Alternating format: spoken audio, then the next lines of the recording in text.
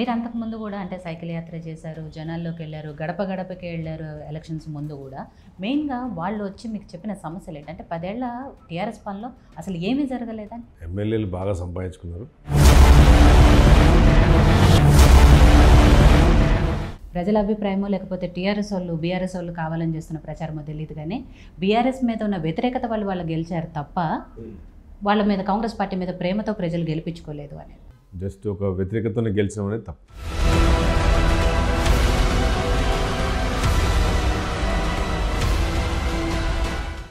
So మొన్న మీ ఎలక్షన్స్లో మీ చేతిలో ఓడిపోయిన బీఆర్ఎస్ పార్టీకి సంబంధించిన సురేందర్ గారు గతంలో మీతో పాటే ఉన్నారు. ఆయన కాంగ్రెస్ పార్టీ నుంచి పోటీ చేశారు అంతకుముందు. సో ఇప్పుడు మీ ఇద్దరి మధ్య ఎలా ఉంది relation? Is a cheater.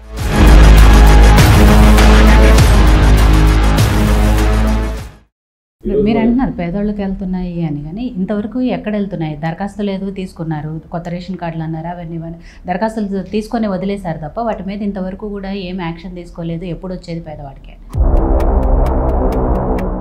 But అసెంబ్లీలో వాళ్ళని 10 ఏళ్ళ అధికారంలో ఉన్న అలాంటి కేటీఆర్ గారు, హరీష్ గారిని అసెంబ్లీలో మాట్లాడడము వాళ్ళకి అనేది చాలా గొప్ప విషయం. ఎలా వచ్చింది? అది ఎలా వచ్చింది? అదంతా కడుపులో ఉన్న ఆవేదన. అది కాంగ్రెస్ పార్టీలో అంతా ఓకేనా? ఎందుకంటే బీఆర్ఎస్ పార్టీలో ప్రతి నాయకుడు ఈ ప్రభుత్వం ఎక్కువ రోజులు ఉండదు, 6 నెలలే ఉంటుంది, ఇవన్నీ మాట్లాడుతున్నారు కాబట్టి. సో పరిస్థితులన్నీ బాగానే ఉన్నాయా కాంగ్రెస్ పార్టీలో? అది అసలు చిల్లర మాట్లాడే. బ్యాక్గ్రౌండ్ అయితే నాకు తెలిసి పొలిటికల్ ఫ్యామిలీ కాదు, మీరు పక్క బిజినెస్ సంబంధించే ఉన్నారు. అండ్ ఆల్మోస్ట్ అన్ని కంట్రీస్లో మీ బిజినెస్లు ఉన్నాయి. ఒక ఎన్ఆర్ఐగా సక్సెస్ఫుల్గా బిజినెస్ మ్యాన్గా రన్ చేసుకుంటున్న లైఫ్లో ఒకసారి రాజకీయాల్లోకి రావాలని ఎందుకు అనిపించింది మీకు?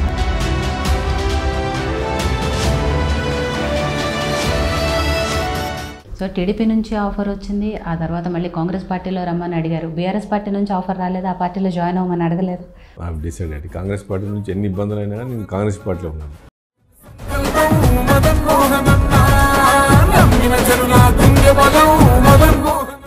నమస్తే, welcome to YoYo TV time to talk. నేను మీ విజేత. ఈరోజు టైమ్ టు టాక్లో నాతో పాటు ఉన్నారు ఎల్లారెడ్డి నియోజకవర్గ కాంగ్రెస్ ఎమ్మెల్యే మదన్ మోహన్ గారు.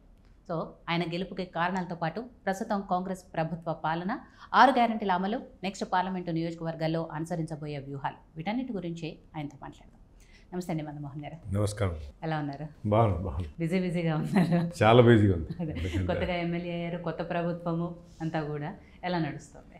ఏమైందంటే గత 10 సంవత్సరాల టీఆర్ఎస్ ప్రభుత్వంలో మొత్తం ప్రజలంతా ప్రజాస్వామ్యాన్ని కోల్పోయి చాలా కష్టం, ఎవరిని కలవాలో తెలియకుండా ఉన్న పరిస్థితిలో ప్రత్యేకంగా మా ఎల్లారెడ్డి నియోజకవర్గం చాలా వెనుకబడ్డ ప్రాంతం. 90% అంతా వ్యవసాయం మీద ఆధారపడ్డారు, చాలా పేదోళ్ళు. సో వాళ్ళకి ఎమ్మెల్యేని ఎట్లా కలవాలని చెప్పి ఇంతకుముందు పాత ఎమ్మెల్యే ఎప్పుడు కలవకపోయారు.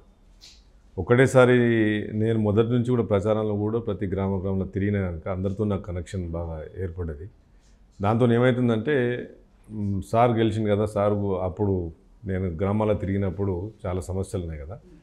సో నీటి సమస్య బాగా ఉంటుంది మాకు, ఇండ్ల సమస్య ఉన్నది, రోడ్లు, డ్రైనేజీలు, అన్నీ చాలా ప్రాబ్లమ్స్ ఉన్నాయి. కనుక వందల వేల మంది వస్తున్నారు రోజు, మార్నింగ్ 6 నుంచి రాత్రి 12 వరకు కంటిన్యూస్గా అవుతుంది. సో ఎమ్మెల్యే అయినంత అదేం లేదు అసలు, మాకు కంటిన్యూస్గా ఎక్కడ పోయే పరిస్థితి లేకుండా అయిపోయింది. మీరు అంతకుముందు కూడా అంటే సైకిల్ యాత్ర చేశారు, జనాల్లోకి వెళ్ళారు, గడప గడపకి వెళ్ళారు ఎలక్షన్స్ ముందు కూడా. మెయిన్గా వాళ్ళు వచ్చి మీకు చెప్పిన సమస్యలు ఏంటంటే 10 ఏళ్ల టీఆర్ఎస్ పాలనలో అసలు ఏమీ జరగలేదని, అభివృద్ధి అనేది ఏమి అంటే అభివృద్ధి జరిగిందంతా కొంతమందికి, వాళ్ళు కొంత నాయకులు కానీ కొంత ఎమ్మెల్యేలు కానీ. ఇప్పుడు మీరు అందుకే ఎమ్మెల్యేల మీద మన విపరీతం వ్యతిరేకత వచ్చింది. సెకండ్ క్యాడర్ కూడా టీఆర్ఎస్లో అసలు కాలే, అసలు వాళ్ళు ఎటువంటి అభివృద్ధి కాలే. ఎమ్మెల్యేలు బాగా సంపాదించుకున్నారు, తర్వాత అధిష్టానము కేసీఆర్, కేటీఆర్ ఫ్యామిలీ అంతా బాగా సంపాదించుకున్నది. ఈ కాంట్రాక్టర్లు బాగా పడ్డారు, చిన్న కాంట్రాక్టులు మొత్తం నలిగిపోయినారు. గ్రామాల్లో కూడా చిన్న చిన్న కాంట్రాక్టులు చేసుకున్న పిల్లలు కూడా చేసుకున్న పరిస్థితులు. సో కనుక మా దగ్గర ప్రత్యేకంగా ఓపెన్ మోరీల సిస్టమ్ అంతే, అంటే దోమలు వస్తున్నాయి, పందులు తిరుగుతున్నాయి. మా ఎల్లారెడ్డి నియోజకవర్గంలో ఎల్లారెడ్డి మున్సిపాలిటీ అనేది ఒక మున్సిపాలిటీ అన్నప్పుడు అది గ్రామ పంచాయతీ లాగా ఉంటుంది. మున్సిపాలిటీ ఓపెన్ డ్రైనేజ్ ఏ రోజు కూడా పోయిన ఎమ్మెల్యే ఏ రోజు కూడా దాని మీద వర్కౌట్ చేయలేదు దాని మీద. కనుక ఈ సమస్యలు మెయిన్గా మీరు ఇళ్ళ సమస్య బాగుంది మాకు, డ్రైనేజ్, వాటర్ సమస్య, ఈ 3 సమస్యలు మెయిన్గా. రైతులు ఎక్కువ ఉన్నారు కనుక ఈ వాటర్ అనేది మేజర్ ఇష్యూ. కానీ బీఆర్ఎస్ పార్టీ 10 ఏళ్ల అధికారంలో ఉంది, చాలా స్ట్రాంగ్ ఉన్నాం, మూడోసారి కూడా అధికారంలోకి వస్తాము అని చాలా కాన్ఫిడెంట్గా చెప్పారు.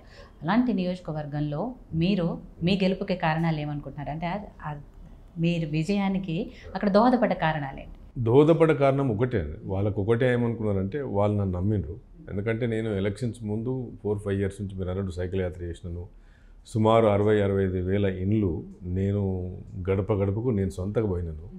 ఇలా ప్రతి గ్రామంలో ఎల్లారెడ్డి నియోజకవర్గంలో ఉన్న 200 గ్రామాల్లో అంటే 236 జీపీల్లో నాకు ఆల్మోస్ట్ ప్రతి జీపీని, ప్రతి గల్లీని, ప్రతి మోరీని టచ్ చేసినాను. కనుక నాకు ఎక్కడ ఏ ప్రాబ్లం ఉందో అని తెలుసు. వాళ్ళు వస్తుంటే కూడా నాకు ఈజీగా ఉంటుంది.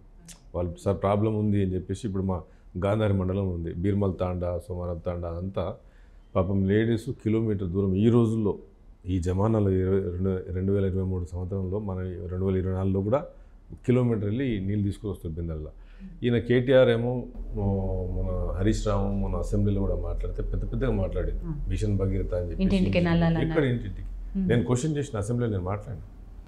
నా క్వశ్చన్ నేను అసలు లైక్ నువ్వు బంగారు తెలంగాణ అంటున్నారు, ఇది ఒక మిత్ క్రియేట్ చేసిర్రు, ఒక మార్కెటింగ్ టూల్ చేసిర్రు. మీ ఇంట్లో అన్ని వజ్రాలు వచ్చినాయి, మాకు అన్ని రాళ్ళు వచ్చి పడ్డాయి. అక్కడ ఏం రాలేదు, బంగారు తెలంగాణ లేదు. మిషన్ భగీరథ అని 45,000 కోట్లు ఖర్చు పెట్టింది మీరు.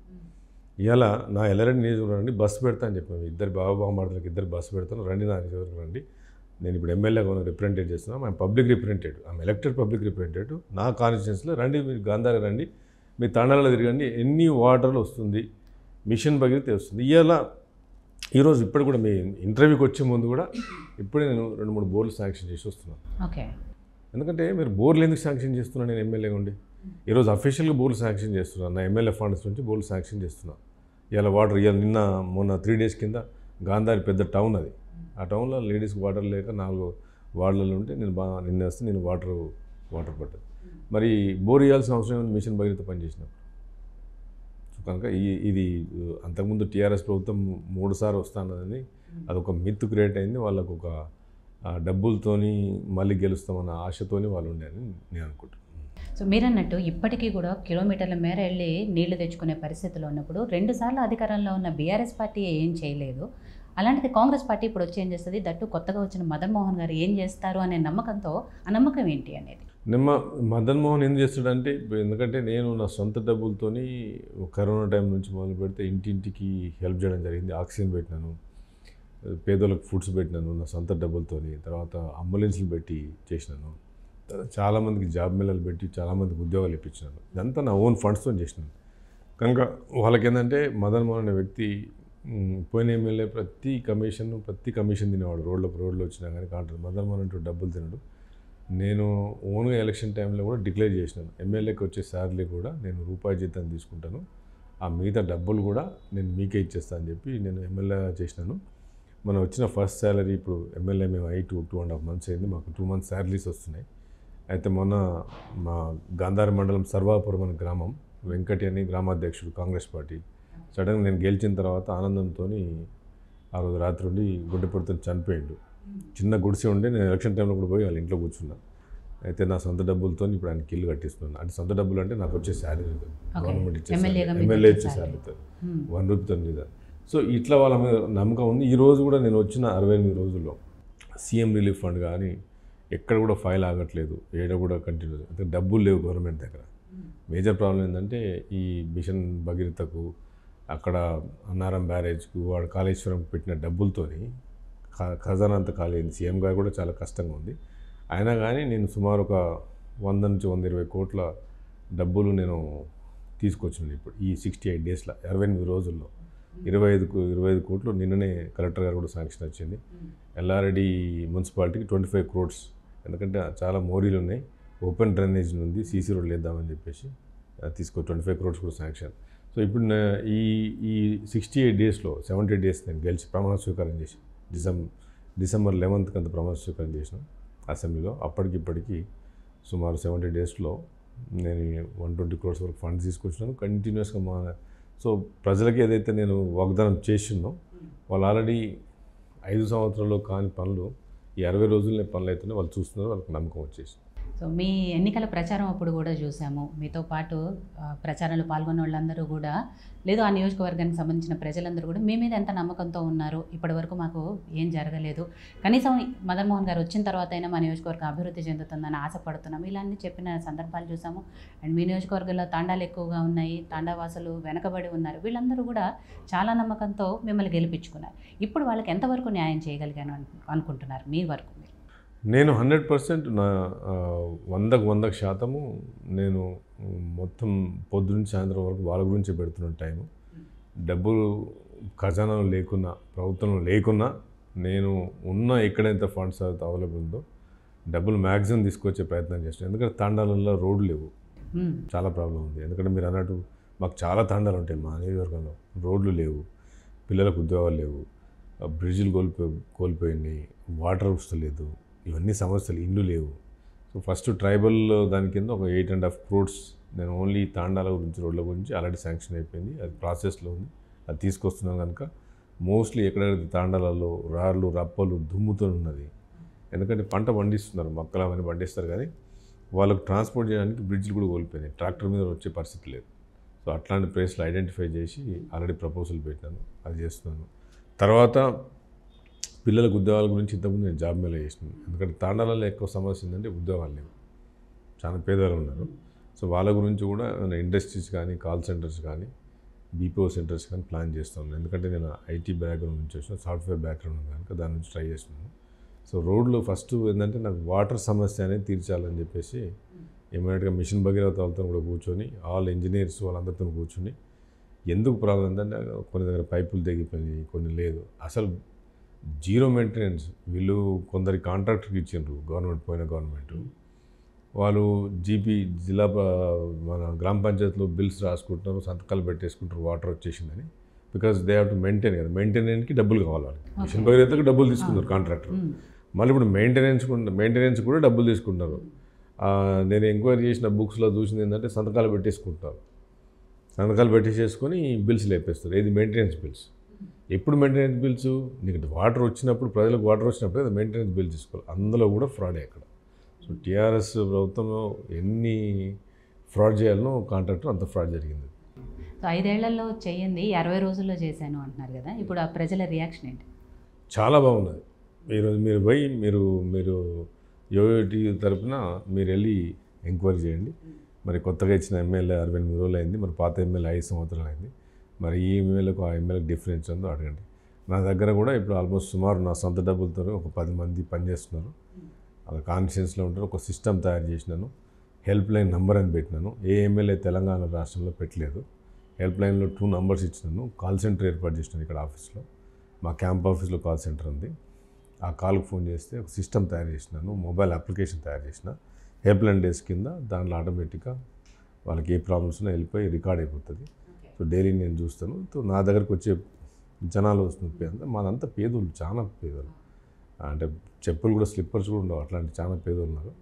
వాళ్ళకి రాగానే ఇమ్మీడియట్గా తహసీల్దార్ కానీ, పోలీసు కానీ, లేకపోతే ఇమ్మీడియట్ ఇష్యూ ఉంటే కూడా ఇమ్మీడియట్గా అప్పటిదప్పుడే నేను ఫోన్ చేసి పెండింగ్ పెట్టకుండా వాళ్ళకి. ఎందుకంటే వాళ్ళు నేను హైదరాబాద్ రావాలన్నా లేకపోతే రావాలన్నా డబ్బులు కావాలి వాళ్ళకి, 500 రూపాయలు 1000 రూపాయలు బస్ ఛార్జీలు కూడా ఎక్కువనే వాళ్ళకి. కనుక వాళ్ళని మళ్ళీ తిరగనీయకుండా, ఇంతకుముందు పోయిన ఎమ్మెల్యే ఏమందంటే కలవకపోయేటోడు చేయకపోయేటోడు అనేది బాగుండేది. వాళ్ళు అట్లాంటి పేదోడు మళ్ళీ వచ్చి 10 సార్లు తిరగడం కంటే, అందుకే వాళ్ళని కూర్చోబెట్టి పని చేసి పంపిస్తున్నాం వాళ్ళు. సో నియోజకవర్గానికి సంబంధించి ఇంకా మీకు 5 ఏళ్ల టైం ఉంది కాబట్టి అభివృద్ధి కార్యక్రమాలు మీరు ఏవైతే అనుకుంటున్నారో అవన్నీ కూడా చేసుకుంటూ వస్తారు. సో ఒకసారి మీ రాజకీయ ప్రస్థానం గురించి మాట్లాడుకుంటే, బ్యాక్గ్రౌండ్ అయితే నాకు తెలిసి పొలిటికల్ ఫ్యామిలీ కాదు, మీరు పక్క బిజినెస్ సంబంధించే ఉన్నారు. అండ్ ఆల్మోస్ట్ అన్ని కంట్రీస్లో మీ బిజినెస్లు ఉన్నాయి. ఒక ఎన్ఆర్ఐగా సక్సెస్ఫుల్గా బిజినెస్ మ్యాన్గా రన్ చేసుకుంటున్న లైఫ్లో ఒకసారి రాజకీయాల్లోకి రావాలని ఎందుకు అనిపించింది మీకు?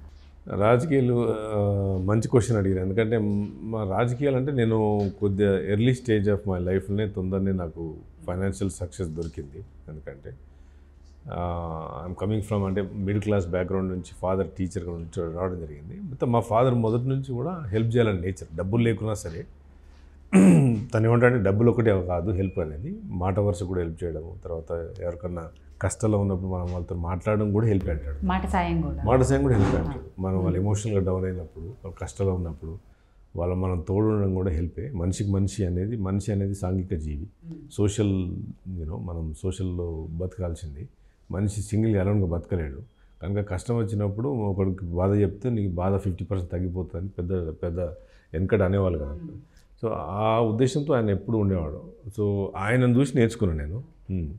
సో తర్వాత 2009లో నేను ఎంపీగా నిలబడ్డా అనుకున్నప్పుడు కొన్ని కారణాల వల్ల నేను నిలబడలేకపోయినాను. తర్వాత సైకిల్ యాత్ర ఎందుకు చేసినానంటే పార్లమెంట్లో అప్పుడు నేను ఎన్ఆర్ఐ ఉన్నాను, నా మీద కమెంట్స్ కొందరు చేశారు కొంత లీడర్స్. చేసినప్పుడు నేను డిసైడ్ చేసుకున్నాను, ఎందుకంటే ఎయిర్ కండిషన్లో ఉండి వచ్చేవాళ్ళు, అమెరికా నుంచి వచ్చేవాళ్ళు, ఎట్లా సార్ మా దగ్గర అని చెప్పి కొంత కమెంట్ చేసినప్పుడు ఈ కారులో వెళ్తే మన ప్రజలకు అనుసంధానం కావు, దగ్గర కాలేం కదా, హ్యూమన్ టచ్ రాదు అని చెప్పేసి సైకిల్ యాత్ర చేసిన. ఆ రోజు నుంచి కూడా సైకిల్ యాత్ర చేసిన తర్వాత నాలో ఇంకా పెరిగింది కసి. కంపల్సరీ చాలామంది అడిగారు నీకు డబ్బులు ఉన్నాయి ఎందుకు నువ్వు ఎమ్మెల్యే 100% నేను ఎమ్మెల్యే కానీ ఎంపీ కానీ ఎలక్టెడే కావాలని చెప్పి డిసైడ్ చేసిన. సో నాకు ఎమ్మెల్సీ కానీ రాజ్యసభ తీసుకోమని చాలాసార్లు ఆఫర్లు వచ్చినాయి. ఆ డబ్బులు ఏదో నేను పెట్టేస్తే నాకు రాజ్యసభ ఎప్పుడో వచ్చేది. యూపీకో లేకపోతే ఢిల్లీలో ఏ ఆమ్ ఆద్మీ పార్టీలో లేకపోతే ఏ పార్టీలో చాలామంది ఇంటలెక్చువల్ చూస్తూ ఉన్నారు కదా, రాజ్యసభ తీసుకునే పరిస్థితి ఉంది కానీ తీసుకోలేదు. ఎందుకంటే రాజ్యసభ తీసుకున్న ఎమ్మెల్సీ తీసుకున్న ప్రజలకు మనం దగ్గరలో చేయలేము. కనుక రోజుకు ఇంకా 2014 తర్వాత కావాలను 2019 ఎంపీ ఎలక్షన్లో మీకు తెలుసు దగ్గర 2000 ఓట్లతో ఓడిపోవడం జరిగింది. ఇంకా తర్వాత నేను ఎల్లారెడ్డిలో అక్కడే చదువుకున్నాను, ఆనే పెరిగినాను, ఈ కాన్స్టిట్యూన్సీ బాగా డెవలప్ కావాలి అని చెప్పేసి అదే ఉద్దేశంతో ఎల్లారెడ్డికి స్టిక్ అయిపోయాను.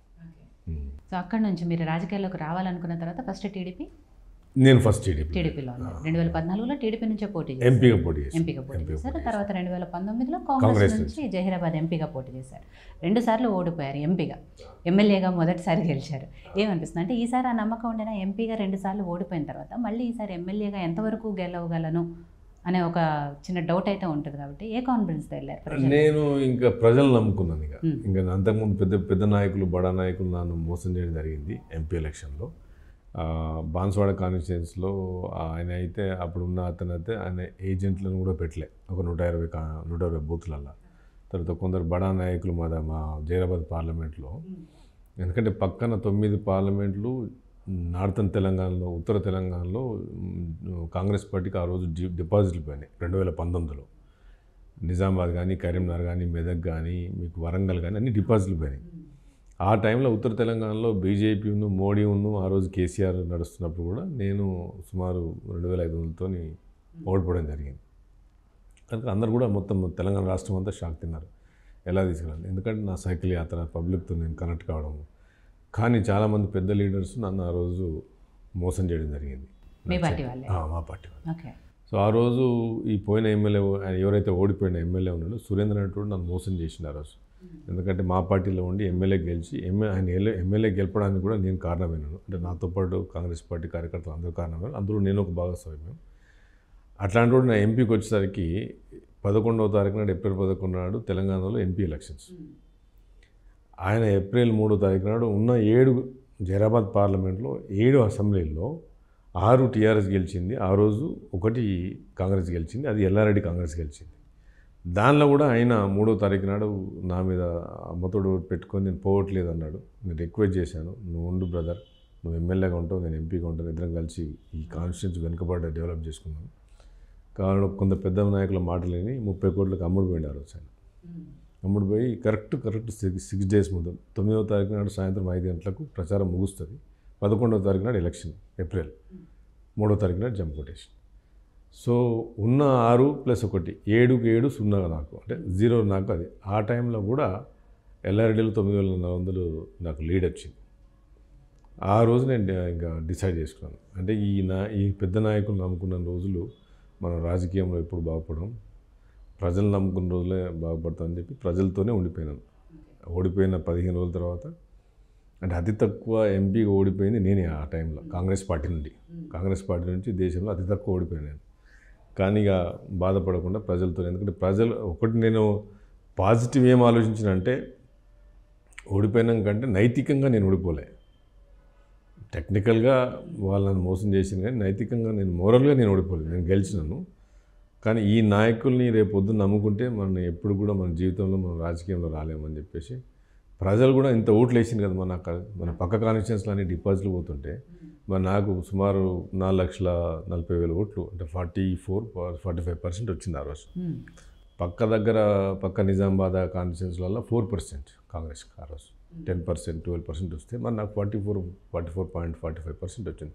అంటే ఆల్మోస్ట్ సిట్టింగ్ గవర్నమెంట్ కేసీఆర్ అప్పుడు ఆ రోజు ముఖ్యమంత్రి ఉన్నప్పుడు సిట్టింగ్ గవర్నమెంట్ ఉండి మోడీ సిట్టింగ్ ప్రైమ్ మినిస్టర్గా ఉండి ఎలక్షన్స్ ఆయన పోతున్నాడు, ఇక్కడ సీఎం పోతున్నాడు. మా పార్టీ ఏ అధికారంలో రాష్ట్రం లేదు, కేంద్రం లేదు. మళ్ళీ నార్త్ తెలంగాణలో బీజేపీ ఉన్న కేసీఆర్ ఉంది. ఆ టైంలో కూడా నాకు అంత వచ్చింది కదా, అంటే ప్రజలు నన్ను నమ్మిండు కదా అన్న ఉద్దేశంతో. సో ఆ గట్టి నమ్మకంతో మీరు అడిగిన క్వశ్చన్కు 100% అది నమ్మకంతో మూడోసారి ప్రజలే నమ్ముకున్నారు. ప్రజలే 100%. 2014లో టీడీపీ నుంచి పోటీ చేశారు జహీరాబాద్ ఎంపిక. ఆ టీడీపీలో ఎందుకు జాయిన్ అవ్వాల్సి వచ్చింది? ఆ తర్వాత ఏ కారణాలతో మళ్ళీ కాంగ్రెస్ పార్టీలోకి రావాల్సి వచ్చింది మీరు? టీడీపీలో నేను అమెరికాలో ఉన్నప్పుడు ఆ సాఫ్ట్వేర్ కంపెనీ సక్సెస్ఫుల్గా రన్ చేస్తున్నప్పుడు చంద్రబాబు నాయుడు గారు వాషింగ్టన్ డీసీలో ఉండదు మా హెడ్ క్వార్టర్స్. నాకు సుమారు అన్ని స్టేట్లలో బ్రాంచెస్ ఉన్నప్పుడు వాషింగ్టన్ డీసీలో ఈ బసరా తారక రామ ఈ క్యాన్సర్ హాస్పిటల్కు ఫండ్ రేజింగ్ కొరకు వచ్చాడు. అప్పటి వరకు నాకు పాలిటిక్స్ సంబంధం లేదు. అయితే వచ్చినప్పుడు నా దగ్గర నేను ఆ రోజు $160,000 ఆ రోజు 2007లో 2007లో $164,000 నేను డొనేట్ చేసిన పార్టీ కాదు క్యాన్సర్ హాస్పిటల్కి. పార్టీకి సంబంధం లేదు, ఓన్లీ క్యాన్సర్ ఇన్స్టిట్యూట్ పేదవాళ్ళ గురించి బసరా. సో నేను నాతో పాటు నా ఫ్రెండ్స్ 3-4 కలిసి $44,000 పెట్టి $160,000 మా ఇంట్లో ఆ రోజు బాబు గారికి ఇవ్వడం జరిగింది. దాన్ని చూసి ఆయన చాలా ఇంప్రెస్ అయిపోయి నన్ను అడిగాడు. అది మా ఆఫీస్కి వచ్చి కూడా చూస్తే ఎందుకు నువ్వు పాలిటిక్స్ రాకూడదు అని అడిగాడు. సరే ఇట్లా ఉంది, మా ఫాదర్ కూడా టీచరు, ఇట్లా బ్యాక్గ్రౌండ్ ఉందంటే రండి అని చెప్పి రమ్మని ఆయన ఆఫర్ చేస్తున్నా. నేను 2008లో పిల్లలు కూడా చిన్నగా ఉన్నారు, ఆయన కానీ బిజినెస్లో అన్ని సక్సెస్ఫుల్ రన్ చేస్తుంటే కూడా వదిలేసేసి ఇండియాకి రావడం జరిగింది. సో అట్లా ఇక నేను లాయల్గా ఉండిపోయాను. టీఆర్ఎస్ ఫామ్ అయినా కానీ నేను టీఆర్ఎస్కి పోలేదు. 2009లో నాకు ఎంపీ రావాల్సింది, కొన్ని కారణాలు రాలేదు. 14లో ఎంపీ వచ్చింది. తర్వాత కాంగ్రెస్కి ఎందుకు మారాల్సి వచ్చింది? సో తర్వాత నేను ఓడిపోయిన తర్వాత కూడా నేను తెలుగుదేశం ఉన్నాను. తర్వాత ఏమైందంటే స్లోగా జిహెచ్ఎంసీ ఎలక్షన్ ఆడము, తెలంగాణలో తెలుగుదేశం పర్ఫార్మెన్స్ డౌన్ కావడము, ఆప్షన్స్ కనిపించలేదు. తర్వాత నేను మాట్లాడుతుంటే చాలామంది కాంగ్రెస్ అనేది డెమోక్రటిక్ పార్టీ, నీలాంటి ఎడ్యుకేటెడ్ స్కాలర్స్కి, ఇంటెలెక్చువల్స్కి బాగుంటుంది కాంగ్రెస్ పార్టీ. రాష్ట్రాల్లో ఉండే ఈ చిన్న ఈ రీజనల్ పార్టీస్ అంటే టీఆర్ఎస్ పార్టీ లాంటి రీజనల్ పార్టీస్లో కుటుంబ పాలన ఎక్కువ ఉంటుంది కనుక కాంగ్రెస్లో కుటుంబ పాలన అంటారు కానీ Congress party is democratic party. So మనం దానిలో నా మెయిన్ కాన్సెప్ట్ ఏంటంటే పబ్లిక్ ఏదైనా చేయాలని కాన్సెప్ట్. అది డబ్బులు సంపాదించిన కాన్సెప్ట్ అయితే నేను ఆ పార్టీలో జాయిన్ అయ్యేవాడిని అని అప్పుడు కాంగ్రెస్లో చేరాను. అప్పటి నుంచి రాహుల్ గాంధీ గారి దగ్గర అయిపోయి 2018లో నేను సాఫ్ట్వేర్ రాహుల్ గాంధీ గారికి డెవలప్ చేసినాను. Teleconferences, mobile applications, Rahul Gandhi గారి ఇంట్లో టెక్నాలజీ సిస్టమ్ అంతా నేనే డెవలప్ చేసినాను. సో టీడీపీ నుంచి ఆఫర్ వచ్చింది, ఆ తర్వాత మళ్ళీ కాంగ్రెస్ పార్టీలో రమ్మని అడిగారు. బీఆర్ఎస్ పార్టీ నుంచి ఆఫర్ రాలేదు, ఆ పార్టీలో జాయిన్ అవ్వమని అడగలేదు? బీఆర్ఎస్ నుంచి చాలాసార్లు వచ్చింది కానీ నేను అంటే మెంటల్గా డిసైడెడ్. కాంగ్రెస్ పార్టీ నుంచి ఎన్ని ఇబ్బందులు అయినా కానీ నేను కాంగ్రెస్ పార్టీలో ఉన్నాను. నన్ను చాలామంది కొంత లీడర్స్ కూడా చాలా బదనాం చేశారు, నేను వెళ్ళిపోతున్నాను, టీఆర్ఎస్కి వెళ్ళిపోతా అని. రకరకాలుగా నన్ను ఎన్ని విధాలుగా నేను అమెరికా వెళ్ళిపోతా అని చెప్పేసి, నేను ఇక్కడ ఉండాలని చెప్పేసి నేను చాలా చెప్పిండ్రు. కానీ కార్యకర్తలు ప్రజలు నాతో ఖచ్చితంగా కొంతమంది 100% నన్ను నమ్ముకొని వాళ్ళు ఉన్నారు కనుక ఎన్ని ఇబ్బందులైనా నేను ఎమ్మెల్యే పోటీ చేస్తాను, ఎమ్మెల్యే గెలుస్తాను 100% అని చెప్పాను. వాళ్ళు నన్ను నిజంగా నమ్ముకున్నారు కనుక ఇంకా నేను ఎన్ని ఇబ్బందులు వచ్చినా పోలేదు కాంగ్రెస్ నుంచి. ఎందుకంటే చాలామందికి ఆ డౌట్ ఉంది, మదన్ మోహన్ గారు ఎందుకు కాంగ్రెస్ పార్టీలోనే ఉన్నారు, బీఆర్ఎస్ పార్టీ నుంచి ఆఫర్ వచ్చినా ఎందుకు వెళ్ళలేదు? మీ సొంత మామగారే ఆ పార్టీలో ఉన్నారు కాబట్టి ఆబ్వియస్లీ జనాలకే ఆ డౌట్లు ఉంటాయి. ఎందుకు ఆ దిశగా ఎందుకు ఆలోచించలేదు? నేను ఎప్పుడు ఐఎమ్ సెల్ఫ్ మేడ్ మ్యాన్. ఎప్పుడు నేను ఇండిపెండెంట్గా కూడా రాజకీయం కానీ లేకపోతే బిజినెస్ కానీ నాకెవరు మా గాడ్ ఫాదర్ లేదు. బిజినెస్లో కూడా ఎవరు నాకు టీచ్ చేయలేదు. సో చాలామంది అనుకుంటారు ఏంటంటే మా మామగారు సపోర్ట్ ఉంది బిజినెస్లో కూడా. అప్పుడు నేను అమెరికాలో సక్సెస్ అయినప్పుడు కూడా మనం ఇండియాకి వెళ్ళి డబ్బులు వస్తున్నాయి, ఇక్కడ పెడుతున్నాడు, బిజినెస్లో గ్రోత్ అవుతున్నాడు అని నేను కష్టాన్ని నమ్ముకున్నా. ఎందుకంటే నేను 25 yearsలో కూడా బిజినెస్లో కూడా ఎవరిని ఒక 1% కూడా చీట్ చేయలేదు. ఓకే. నా కాన్సెప్ట్, నా క్యారెక్టర్ ఏంటంటే మా father character same, live let live policy. భగవద్గీతలో చెప్పినట్టు నువ్వు బతుకు, పక్కోడు బతికించు, జీవరాశిని బతికించు. భగవద్గీతలో శ్రీకృష్ణ పరమాత్మ అది చెప్తాడు, యూ లివ్ లిట్ లివ్, కష్టపడి అంటాడు. కష్టాన్ని నమ్ముకో, అది ఫలితం ఇస్తుంది. అది ఈరోజు ఇస్తుందా, తదినాడు ఇస్తుందా, విధినాడు ఇస్తుందా, అది మా ఫాదర్ అది చెప్తాడు. ఈ రోజు ఇస్తుందా, అది ఇస్తుంది. But hard work and persistence and perseverance will pay you off. So దాని the best example for that. So ఈరోజు అమెరికాలో కూడా నేను మొన్న 2 days సీఎం గారితో లండన్ పోయినప్పుడు, అమెరికా 2 days పోయేసి మా పాత నా ఫ్రెండ్స్ అంతా కంపెనీ చేసి చాలా సక్సెస్ఫుల్ ఉన్న CEOs అందరూ కూడా గ్రేట్ అండ్ మీట్ పెట్టినప్పుడు కూడా వాళ్ళు కూడా అదే అంటున్నారు, perseverance and persistence will pay you of. Continuous, అది మన భగవద్గీతలో కూడా అదే చెప్తాను, కష్టం. సో కనుక నాకు నేను ఎప్పుడు టీఆర్ఎస్ నమ్ముకొని KTR దగ్గర పనిచేసే క్యారెక్టర్ నేచర్ కాదు కనుక మనం ఫ్రీడమ్గా ఇండిపెండెంట్గా మాట్లాడతాం కనుక ఆ ఉద్దేశంతో నేను పోలేదు. కానీ చాలామంది నన్ను బంధం చేసిండ్రు. మరి మామతోనే వచ్చిండు పాలిటిక్స్లకు, మామ రేపు పొద్దున గెలవగానే టీఆర్ఎస్లో జంప్ అయిపోతాడు, టీఆర్ఎస్కి వెళ్ళిపోతాడు. ఇక్కడ కాదు, మీరు కొందరు వెధవులు అంటే ఈడియట్స్ అని కొందరు లీడర్స్ ఉన్నారు, యూజ్లెస్ ఈడియట్స్ అని అంటారు వాళ్ళని. వాళ్ళు ఏంటంటే నా గురించి తెలియకుండా నా గురించి ఒక లెటర్ రాసి నేను డేటా దొంగతనం చేసినాను, 10 లక్షల డేటా అమ్ముకున్నానని చెప్పేసి కాంగ్రెస్ పార్టీ AICCలో కూడా నాకు అప్పుడు కంప్లైంట్ చేశారు, నాకు టికెట్ ఇవ్వద్దని. అంటే అంత యూజ్లెస్ క్యారెక్టర్స్ అవి. సో వాళ్ళకు తెలియదు అసలు నేను ఒక డేటా కంపెనీని బిల్డ్ చేసినాను 2004లో.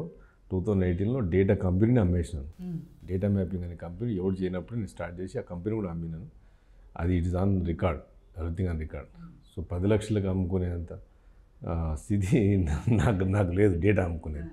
అంటే ఆ లెవెల్లో కూడా స్కూప్ డౌన్ అయిందంటే నా గురించి మాట్లాడడానికి.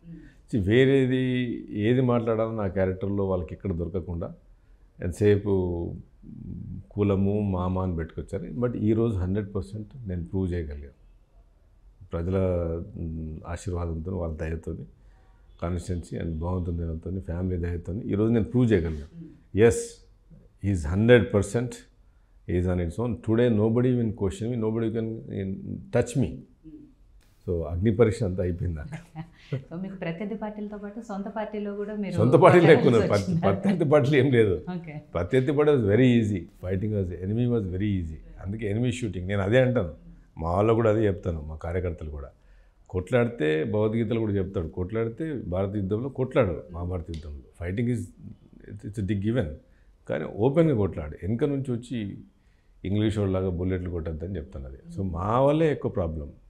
Opposite was very easy, opposite is very easy. Errabelli Dayakar Rao గారు మీ మామగారే కాబట్టి ఆయన ఎప్పుడు అడగలేదా మిమ్మల్ని పార్టీలో రమ్మని? ఎందుకంటే మిగిలిన వాళ్ళందరూ అడగటం వేరు, సొంత మామగారు అడిగితే మేబీ కన్విన్స్ అయ్యే వాళ్ళేమో. మామగారికి నా గురించి తెలుసు, నా క్యారెక్టర్ గురించి అసలు ఆయన అడిగినా కానీ ఆయనకు ఇచ్చే ఆప్షన్ నేను ఇవ్వలేదు ఎప్పుడు. సో ఆయన కూడా తెలుసు ఏదైనా మనం ఏంటంటే ఒకటి మదన్ని పట్టుకుంటే దాని ఎంబడినే ఉంటాడు, దానికి ఉంటాడని చెప్పేసి ఆయన కూడా తెలుసు కనుక ఆయన కూడా నన్ను ఎప్పుడు అడగలేదు. నేను కూడా ఎప్పుడు ఆయనకు అట్లాంటి అవకాశం ఇవ్వలేదు ఆయనకు. కానీ మీ ఇద్దరి మధ్య రాజకీయాలకు సంబంధించిన ముచ్చట్లు వస్తాయా, మాట్లాడుతూ ఉంటారా? పార్టీ అట్లా, మా పార్టీ ఇట్లా అని? తక్కువ అప్పుడప్పుడు వెరీ ఫ్యామిలీలో కదా, తప్పదు. కానీ తను season politician, like 6 times 7 times MLA గెలిచాడు, MP గెలిచాడు, senior politician in the state. అప్పుడప్పుడు నేను మాట్లాడుతుంటే కూడా కానీ అంత డీప్ లెవెల్లో కాదు నేనే, ఎందుకంటే I try to be distance out. ఎందుకంటే నా ఐడియాలజీ, నా క్యారెక్టర్, మన కాన్సెప్ట్ ఈజ్ డిఫరెంట్ కదా. సో మొన్న నేను గెలవడం అనేది ప్రజల్లో కానీ చుట్టుపక్కల నా ప్రత్యర్థులకు, ఎస్పెషల్లీ నా ఎనిమీస్కి ఏమైందంటే, ఎనిమీస్ కంటే మన ప్రత్యర్థులకి క్లారిటీ వచ్చింది. ఈరోజు నన్ను బ్లేమ్ చేయడానికి ఉంది. తర్వాత నేను గెలిచిన తర్వాత అమెరికా వెళ్ళిపోతా అని చెప్పి ఎలక్షన్స్లో బాగా ప్రచారం చేసి ఉండడం అమెరికా. సో ఈరోజు క్లియర్ కట్ కనిపిస్తూ ఉంది. పొద్దున్న 6 గంటల నుంచి సాయంత్రం 12 గంటల దాకా ప్రజలతోనే ఉంటున్నాం. కనుక అది కూడా అవకాశం పోయింది.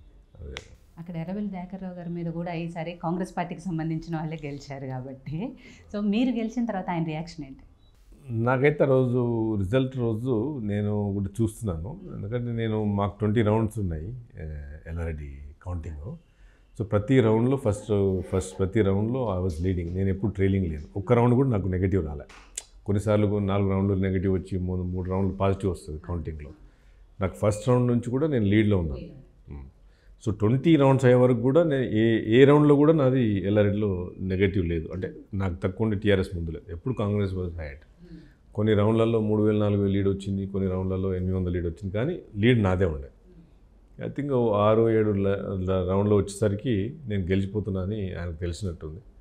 సో ఆయన ట్రైలింగ్లో ఉన్నప్పుడు నాకు ఫోన్ చేశారు, అది కంగ్రాట్స్ చెప్పడానికి. అంటే అంత తప్ప ఇక తర్వాత నేను కూడా అంటే తర్వాత నేను సాయంత్రం ఉన్నప్పుడు నాకు తెలిసింది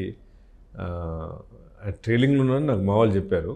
నేను అనుకున్నాను సీనియర్ లీడర్ కదా, ఏదో టైంలో 7 టైమ్స్ గెలిచాడు, గెలుస్తాడు ఏమో అని నేను అనుకున్నాను. కానీ బట్ తర్వాత సాయంత్రం 6:30 కూడా తెలిసింది ఓడిపోయాడు.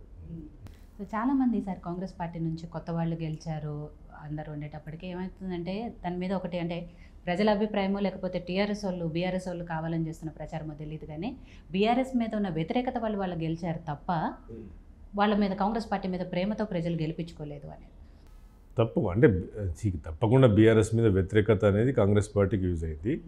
కానీ కాంగ్రెస్ పార్టీ నమ్ముకున్నారు, ఎందుకంటే పాత కాంగ్రెస్ పార్టీ రుణమాఫీ చేసింది కాంగ్రెస్ పార్టీ, ఇందిరమ్మ ఇల్లు వచ్చింది కాంగ్రెస్ పార్టీ, ఆ రోజు రాజశేఖర్ గారు. ఈరోజు మా కాన్స్టిట్యున్సీలో నా గ్రామాల్లో తిరిగితే ఇందిరమ్మ ఇల్లు తప్ప ఒక్క ఇల్లు రాలేదు 10 సంవత్సరాలు తెలంగాణ వచ్చిన తర్వాత. కనుక వాళ్ళ జ్ఞాపకాలంతా ఎస్సీ కాలనీల మీద పోతే ఇందిరమ్మ ఇల్లులను చూపిస్తారు తప్ప టీఆర్ఎస్ ఇల్లు కానీ కేసీఆర్ ఇల్లు కానీ మాత్రం ఇంతవరకు నాకు ఈ కాన్స్టిట్యున్సీలో కనిపించలేదు. సో మీరు అన్నట్టు 100% వ్యతిరేకత యూజ్ అయింది. దాంతోపాటు కాంగ్రెస్ పార్టీ మీద నమ్మకం, ఎందుకంటే ఏ రోజైతే కాంగ్రెస్ పార్టీ చెప్పింది చేస్తుందని ఒక నమ్మకం. 3 లోకల్ క్యాండిడేట్ని చూశారు. మీరు చూడండి, ఎక్కడైతే టీఆర్ఎస్ పార్టీ క్యాండిడేట్లను చేంజ్ చేసిందో అక్కడ మీరు చూడండి, మీరు చూడండి అక్కడ. ఎందుకంటే విపరీతమైన ఎమ్మెల్యే దోపిడీ జరిగింది, దొంగల మూట దోపిడీలాగా చేసేసారు మొత్తం తెలంగాణ. అసలు ఎక్కడ చూసినా ప్రతి దగ్గర కూడా కేసీఆర్ కూడా విపరీతంగా ఎమ్మెల్యేస్కు దోపిడీ జరిగింది, కుటుంబం దోపిడీ చేసింది, వీళ్ళు కూతురు దోపిడీ చేసింది, ఎక్కడో అక్కడ దోపిడీ జరిగిందని ప్రజలకు అర్థమైంది, దోపిడీ జరుగుతుంది, ఇది అన్యాయం చేస్తున్నారు. కనుక మీరు అన్నట్టు వ్యతిరేకత అనేది ఒక పార్ట్, బట్ మిగతాది క్యాండిడేట్ కూడా ఇంపార్టెంట్. నా కాన్స్టిట్యున్సీలో ఎల్లారెడ్డిలో నేను కాకుండా వేరే క్యాండిడేట్ ఉంటే కష్టం ఉండదు, ఎందుకంటే పీపుల్ బిలీవ్ దట్, నమ్మాలి, క్యాండిడేట్ కూడా నమ్మాలి. పార్టీతో పాటు క్యాండిడేట్ 100%. జస్ట్ ఒక వ్యతిరేకతనే గెలిచడం అనేది తప్పు. మీరు అన్నట్టు అంటే వాళ్ళన్నట్టు ఒకవేళ వ్యతిరేకత మాత్రమే అయితే నమ్మకం లేకపోతే ఇంకో ఆప్షన్ కూడా ఉంది కదా, బీజేపీనైనా గెలిపించుకునే, కేవలం వ్యతిరేకత ఒక్కటే కారణం అయితే కాదు. మరి బీజేపీని గెలిపించుకోవాలి కదా. 64లో వచ్చినామంటే మరి బీజేపీ కూడా ఉంది కదా, అన్ని కాన్స్టిట్యున్సీలో బీజేపీ కూడా పోటీలో ఉంది కదా. మీరు అన్నట్టు వాళ్ళ వ్యతిరేకత, పార్టీ మీద నమ్మకం, అభ్యర్థుల మీద అన్ని కలిసి 3 ఫ్యాక్టర్స్. ఈసారి ఎందుకు ఎక్కువ మంది ఎన్ఆర్ఐలు రాజకీయాలు యాక్టివ్గా ఉన్నారు, పోటీకి సిద్ధంగా ఉన్నారు? చాలామంది ఇంతకుముందు ఏంటంటే ఎన్ఆర్ఐలు అంటే అక్కడే ఉంటారు, ఏదో ఇక్కడ ఏం జరుగుతుందో మాత్రమే అబ్జర్వ్ చేస్తారు, రాజకీయాల్లో డైరెక్ట్గా వాళ్ళు అంత ఇన్వాల్వ్మెంట్ ఉండదు అని. బట్ రాజకీయాల్లో మార్పులు వస్తున్న కొద్దీ ఎక్కువ మంది ఎన్ఆర్ఐలు ఇంట్రెస్ట్ చూపిస్తున్నారు, ప్రత్యక్షంగా రాజకీయాల్లోకి వచ్చి ప్రజలకు సేవ చేయాలనే దాంట్లోనే ఎక్కువ ఉన్నారు. ఏంటి ఆ కారణాలు ఏంటి? అంటే ఇప్పుడు అమెరికాలో ఎన్ఆర్ఐ ఉన్నప్పుడు ఏంటంటే మేము క్లోజ్గా అబ్జర్వ్ చేస్తున్నాం ఇప్పుడు ఇక్కడ రాజకీయాలు. తర్వాత ఇప్పుడు నాలాంటి వాళ్ళు, మదయాష్కి లాంటి వాళ్ళు, ఇప్పుడు మేము ఎన్ఆర్ఐస్కి అక్కడ ఉండి వచ్చినాం. ఇప్పుడు నన్ను చూసిన తర్వాత చాలామందికి ఏమైందంటే, అరే మనం టైం పెట్టినా కానీ మనం ఇంతకుముందు ఏంటంటే ఒక కాన్సెప్ట్, ఒక మిత్లో ఉండేది. ఇక్కడ వచ్చే లీడర్స్ కూడా ఎన్ఆర్ఐస్ను ఎంకరేజ్ చేసుకోవాలి. నన్ను కూడా చాలామంది డిస్కరేజ్ చేశారు. నేను 2 సార్లు ఓడిపోతే కూడా నాతో కాదు అన్నట్టు అన్నారు. బట్ కానీ ఎంపీగా 2000 ఓడిపోయిన తర్వాత చాలామంది నన్ను రికగ్నైజ్ చేశారు. సో ఇప్పుడు ఏమైందంటే వీళ్ళకి ఏంటంటే హోప్ వచ్చింది, చేయాలని ఒక ఆశ ఉంటుంది. ఇక్కడ లోకల్ ఎమ్మెల్యేనో ఎవరినో నమ్ముకోవాలి మనం చేయాలంటే, వాళ్ళకి ఆ లోకల్ ఎమ్మెల్యేకు సరైన కాన్సెప్ట్ ఉండవు, వాడు ఇచ్చే ఫండ్స్ను వేస్ట్ చేస్తారేమో. తర్వాత ప్రభుత్వం సపోర్ట్ చేయకుండా మనం స్వచ్ఛంద కార్యక్రమాలు చేయడం కష్టమవుతుంది. మీరు స్కూల్ కట్టించాలన్నా గవర్నమెంట్ అప్రూవల్ కావాలి. సో ఈ సేవా కార్యక్రమాలు చేయాలనేది, సో రాజకీయం ఏంటంటే ఈ మధ్యన కొద్దిగా ఎడ్యుకేటెడ్ అనేది ఎక్కువ వస్తుంది మీరు అబ్జర్వ్ చేస్తే. సో దాంతో డైలీ ఇప్పుడు మీద ఆంధ్రాలో కూడా నేను చూసినాను, 2-3 ఎన్ఆర్ఎస్కి బాబు గారు టికెట్ ఇచ్చినట్టు నాకు నిన్న మా ఫ్రెండ్స్ అమెరికా నుంచి వచ్చిన వాళ్ళు చెప్తా ఉన్నారు. గుంటూరు ఎంపీకి ఎవరు టికెట్ ఇచ్చారంట, అతను ఎన్ఆర్ఐ అంట, ఇంక 2-3 ఎమ్మెల్యేస్ కూడా ఇచ్చారని చెప్తున్నారు. సో ఎన్ఆర్ఐలో నిజంగా ప్రజాసేవ చేయాలి అనుకుంటే రాజకీయాలే అవసరం లేదు. మీరు కూడా కరోనా టైంలో మదన్ మోహన్ ట్రస్ట్ త్రూ చాలా సేవా కార్యక్రమాలు చేశారు, అలా చేసుకుంటూ పోవచ్చు కదా, ఎందుకు రాజకీయాలే అనేది? సో నేను అప్పుడు ఎమ్మెల్యే లేనప్పుడు, ఈరోజు ఎమ్మెల్యే ఉన్నప్పుడు, అప్పుడు నా సొంత డబ్బులు పెట్టి సుమారు 250 సిలిండర్స్ పెట్టి అంబులెన్స్లు పెట్టి చేశాను. ఒక సెక్షన్ వరకు మనం చేయగలుగుతాం డబ్బులుంటే. ఈరోజు నాకు పవర్ వచ్చింది, ఈరోజు ఎమ్మెల్యే ఉన్నాను. నేను I'm the supreme of this constituency, the public elected representative. Public పవర్తో నేను గెలిచాను. ఈరోజు తహసీల్దార్ కానీ, కలెక్టర్ గారు కానీ, లేకపోతే ఎస్పీ గారు కానీ, లేకపోతే సిఐను, పోలీస్ సిస్టమ్ అంతా ప్రజాస్వామ్యంలో పనిచేయాల్సిందే.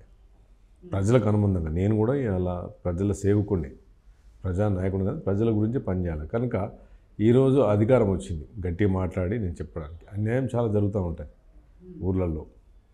బట్ అప్పుడు ఎమ్మెల్యే కానివ్వడం మదన్ మోహన్గా నేను రిక్వెస్ట్ చేసేవాడిని తహసీల్దార్కి ఫోన్ చేసి, సార్ ఇక్కడ అన్యాయం జరుగుతుందంట, పాపం వీళ్ళ భూమి గురించి పోయినట్ట. నేను మొన్న అసెంబ్లీలో కూడా మాట్లాడాను. పోయిన ప్రభుత్వం ఎలా ఉందంటే జిస్కా లాటి ఉస్కా భాయించ అంటారు. దాంట్లో అనేది ఎవరి చేతిలో కర్ర ఉంటే వాడిదే గేదె, ఆ విధంగా నడిచింది.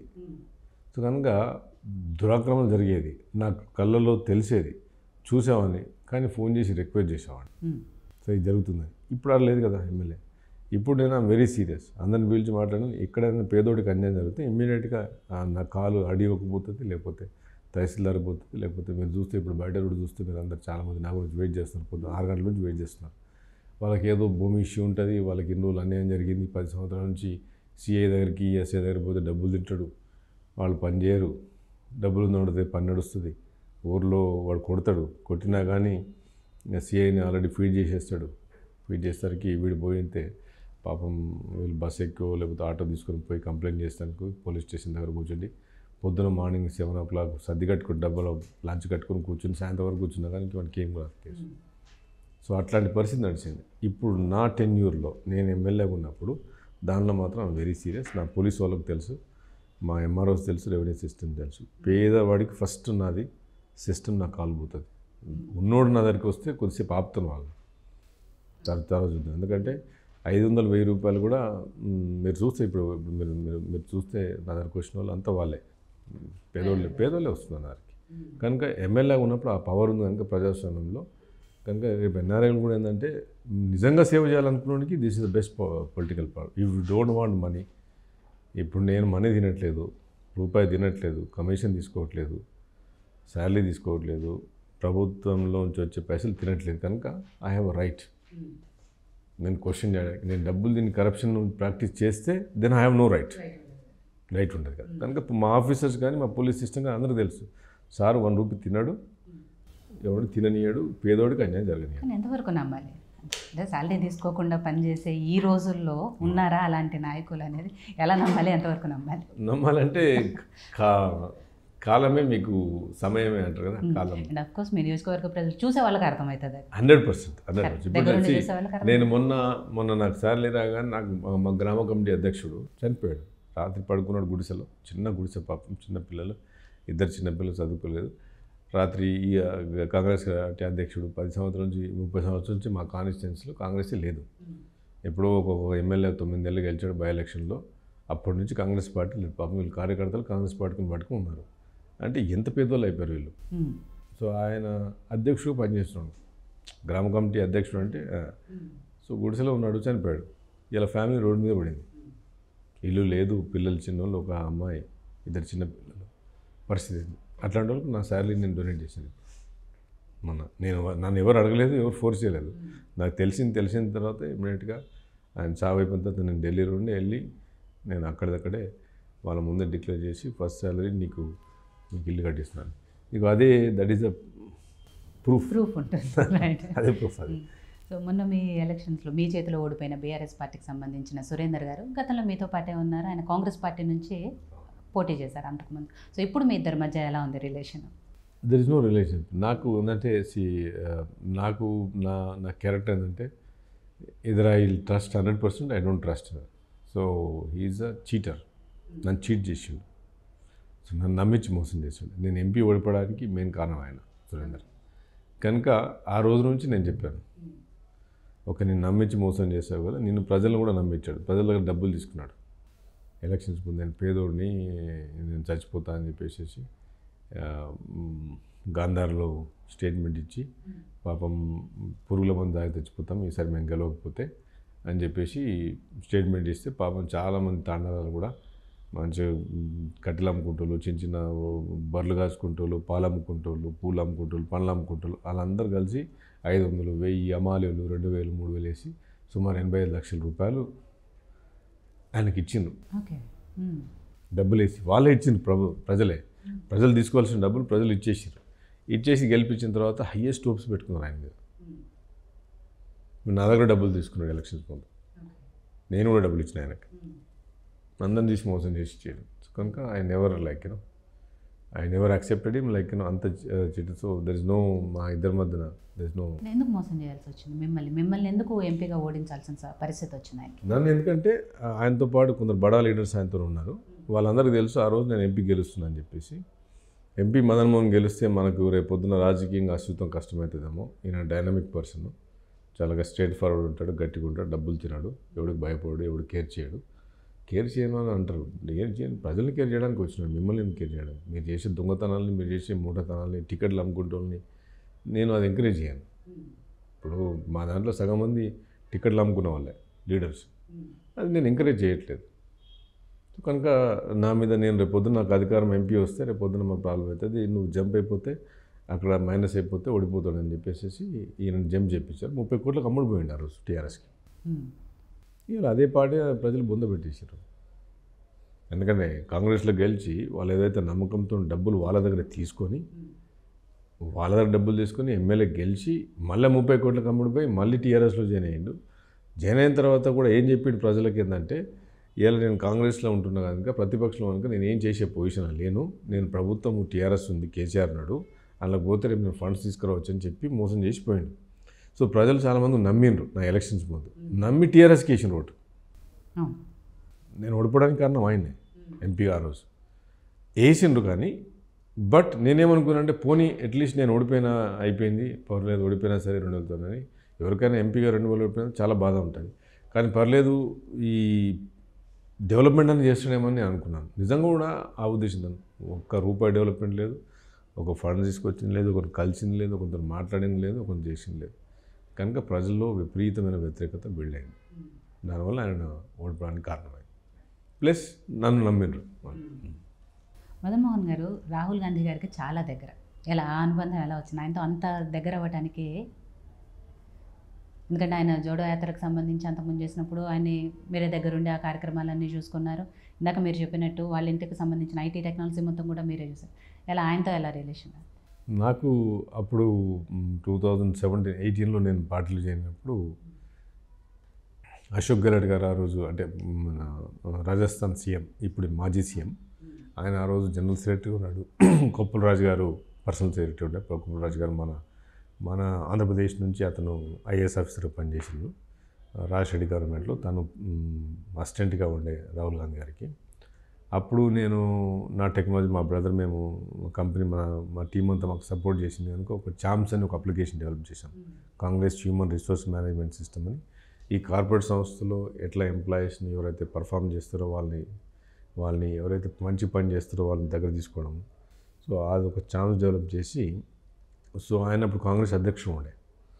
సో మేము ఒక టెక్నాలజీ బిల్డ్ చేసిన, ఒక అప్లికేషన్ బిల్డ్ చేసి మొత్తం 29 రాష్ట్రాల్లో, మొత్తం కన్యాకుమారి టు కాశ్మీర్ వరకు ఈ Congress major workers block positions తీసుకొని సిస్టంలో పెట్టి ప్రెసిడెంట్ డైరెక్ట్ 1-on-1 మాట్లాడే సిస్టమ్ తీసుకొచ్చాం దేశం మొత్తం. సో అది నేను చేయించాను రాహుల్ గాంధీ గారితో. ఎవ్రీ సండే కానీ నేను మార్నింగ్ ఢిల్లీకి మేము పోయి చేయించాను. మా బ్రదర్, మేము అంత కలిసి, మా టీం కూడా చాలామంది టీం ఉంది. అయితే దానిలో ప్రాసెస్లో ఆయనకి నేను దగ్గర కావడం జరిగింది. ఆయన నా టెక్నాలజీ సొంత డబ్బులతో, నా ఓన్ పైసలతో అవన్నీ చేశాను. పార్టీ నుంచి ₹1 కూడా తీసుకోలేదు. వీడియో కాన్ఫరెన్స్లు ఇంతకుముందు జూమ్ యాప్ అని ఇవన్నీ ఇప్పుడు వచ్చాయి. వాట్సాప్ వీడియో కాల్స్, జూమ్ అని ఇప్పుడు వచ్చాయి. అప్పుడు జూమ్ లేదు. ఇదంతా బిఫోర్ కరోనా కంటే ముందు 2018, 2017 ఆ టైంలో, 19 ఆ టైంలో ప్రతి విజయవాడలో కూడా, విజయవాడ ఆఫీస్లో కూడా టీవీ అవన్నీ పెట్టింది సిస్టమ్, వీడియో కాన్ఫరెన్స్ పీసీసీ ఆఫీస్లో పెట్టింది నేనే. తెలంగాణలో పెట్టించాను. అట్లా ఆ ఓన్ డబ్బులతో సుమారు 25 కోట్ల ఖర్చులతో మొత్తం నేను చేసినాను అప్పుడు. దాంతో రాహుల్ గాంధీ గారితో చాలా దగ్గర కావడం జరిగింది. అట్లా సో బయట ఇంత సాఫ్ట్గా మాట్లాడే మదన్ మోహన్ గారు మన అసెంబ్లీలో చూసాం విశ్వరూపం. ఎందుకంటే అవతల హరీష్ రావు గారి మీద, కేటీఆర్ గారి మీద కూడా ఎక్కడ తగ్గకుండా వాళ్ళు అడుగుతున్న వాటికి కౌంటర్లు ఇచ్చుకుంటూ, అంటే ఎలా వచ్చింది అది? మొదటి నుంచి కూడా రాజకీయ నేపథ్యం ఉన్న కుటుంబం కాదు, సరే మీరు నమ్ముకున్న ప్రజలు మిమ్మల్ని గెలిపించారు తప్ప, బట్ అసెంబ్లీలో వాళ్ళని 10 ఏళ్ళ అధికారంలో ఉన్న అలాంటి కేటీఆర్ గారు, హరీష్ గారిని అసెంబ్లీలో మాట్లాడడము వాళ్ళకి అనేది చాలా గొప్ప విషయం. ఎలా వచ్చింది అది? ఎలా వచ్చింది? అదంతా కడుపులో ఉన్న ఆవేదన అది. ఎందుకంటే పేద ప్రజలను చూసిన తర్వాత ఆవేదన అనేది, అంటే వీరు బంగారు తెలంగాణ అనేది ఒక మిత్ క్రియేట్ చేశారు. అంటే నేను అనేది మార్కెటింగ్ వర్డ్. సో నేనేమన్నా అంటే తెలంగాణలో, అరే బంగారు తెలంగాణ ఇక్కడిది, మా ఎల్లారెడ్డి కాన్స్టిట్యూన్సీలో నేను చూస్తున్నాను, మనిషికి కావాల్సింది 3 కావాలి. తినడానికి 3 పూటలు తిండి కావాలి, 3 టైమ్స్. తాగడానికి మంచినీళ్ళు కావాలి 2, 3 ఉండడానికి ఇల్లు కావాలి. ఈ 3 తర్వాత అభివృద్ధి గురించి మాట్లాడు. నువ్వు కార్పొరేట్ ఫైనాన్షియల్ డిస్ట్రిక్ట్లో 4 బిల్డింగ్లు లేపి అభివృద్ధి జరిగిందంటే అభివృద్ధి కాదు కదా. ఫలాలని మీరు ఎక్కడ పంచారు? మా ఎల్లారెడ్డి నిజవర్గం మీరు చూస్తే పాములు తేళ్లతో సాహసం చేస్తున్నాం. నేను చాలా ఇళ్ళల్లో పోతే పాములు కుట్టి తల్లి చనిపోతే పిల్లలు అనాథలు అయిపోయినారు. అవి చిన్న గుడిసెలు, చీరలు కట్టుకొని, దర్వాజాలు లేకుండా చీరలు కట్టుకొని అట్లా బతుకుతున్నారు. రాత్రిపూట పాములు వచ్చి ఎప్పుడు 2:30కో ఎప్పుడు పడుకున్నప్పుడు కుట్టిపోతున్నాయి. పాములకి ఏంది, వీళ్ళు చేతి పడుకున్నప్పుడు ఇట్లా పడుకున్నప్పుడు చేతి పడినప్పుడు ఆ పాము మీద పడినప్పుడు ఆటోమేటిక్గా అది చేస్తుంది. సో కనుక ఆమె పొద్దున్న లేసరికి తల్లి చచ్చిపోయింది. కొత్తపల్లి అని మా ఎల్లారెడ్డి మండలంలో కొత్తపల్లి నేను ఇంట్లో పోయాను. పాపం చిన్న 3 పిల్లలు. తల్లి మార్నింగ్ 2:30 రాత్రి కూడా పడుకున్నది, 2:30కో 4 o'clock ఎప్పుడు కుట్టిందో తెలియదు. పొద్దున 6:30కి మదన్ లేపేసరికి నోరు నుంచి బురుగులు వచ్చి చనిపోయింది.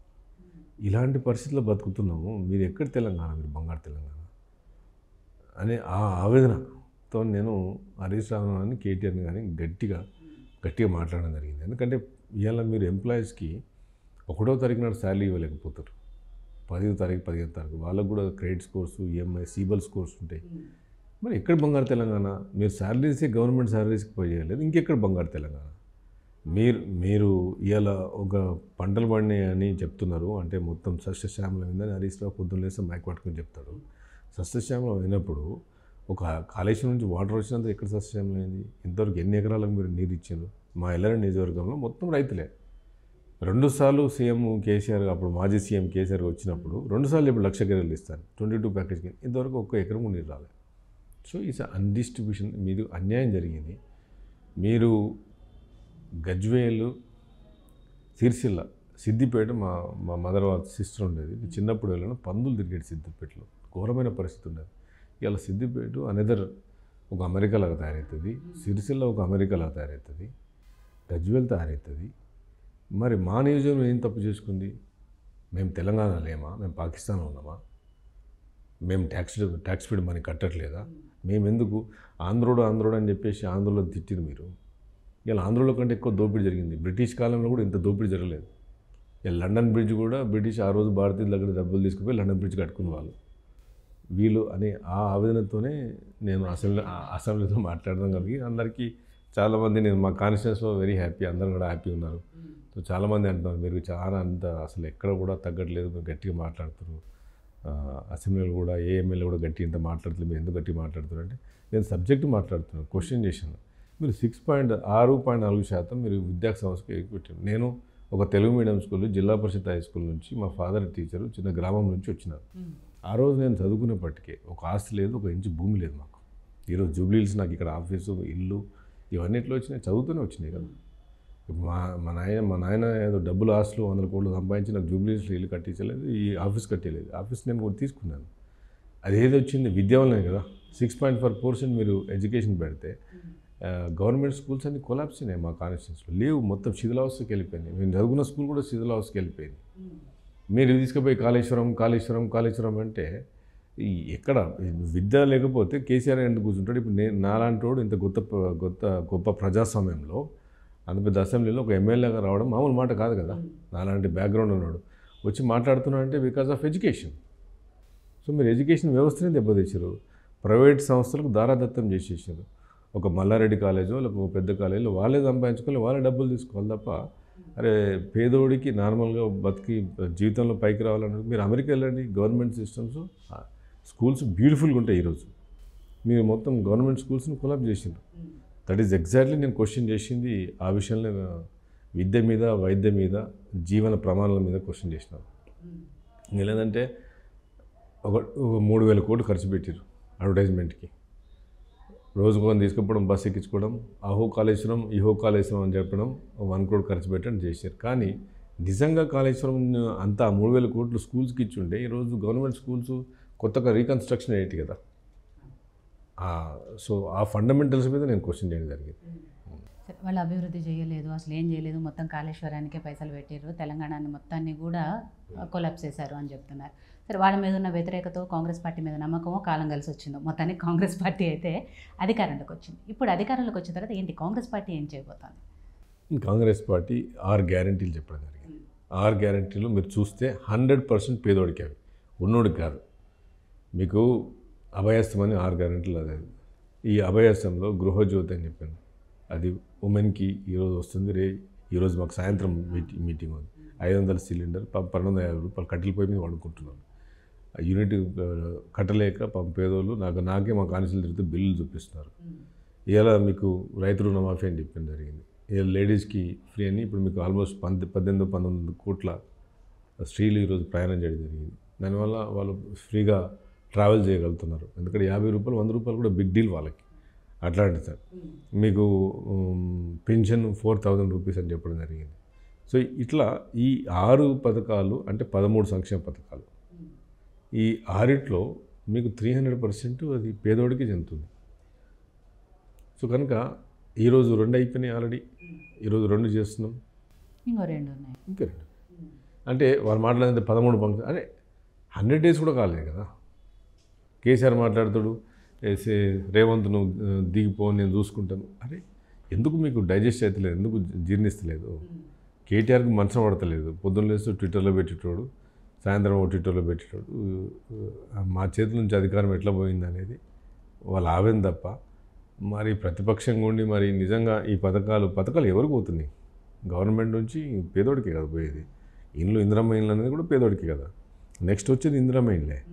ఇప్పుడు మెయిన్గా ఈ 500 రూపీస్ సిలిండర్ అనేది డే టు డే ఈరోజు ఉమెన్ డబ్బులు ఉన్న వాళ్ళు మిడిల్ క్లాస్ ఫ్యామిలీస్కి అంత ఇంపాక్ట్ కావట్లేదు. కానీ పేదోడికి మాత్రం సిలిండర్ పెట్టుకోండి. నేను నా కళ్ళతో నేను కూర్చుని వెళ్తాను, పొయ్యి దగ్గర కూర్చుని మాట్లాడు. ఎందుకు కట్టెలు పెట్టుకుంటారంటే ఏడాసారి 1,250 రూపాయలు అయిపోయింది, మేము కూలీ చేసుకుంటే వస్తలేవు, మళ్ళీ సిలిండర్ కొనుక్కొచ్చి పెట్టుకుంటే ఏడ బతుకుతామని చెప్పి సిలిండర్ పక్క పడేసేసి గుడిసెలలో బట్టి మళ్ళీ కట్టెలు పోయి వండుకునే పరిస్థితి ఈరోజు. మీరు అంటున్నారు పేదోళ్ళకి వెళ్తున్నాయి అని, కానీ ఇంతవరకు ఎక్కడ వెళ్తున్నాయి? దరఖాస్తులు ఏదో తీసుకున్నారు, కొత్త రేషన్ కార్డులు అన్నారు, అవన్నీ దరఖాస్తులు తీసుకొని వదిలేశారు తప్ప వాటి మీద ఇంతవరకు కూడా ఏం యాక్షన్ తీసుకోలేదు. ఎప్పుడు వచ్చేది పేదవాడికి?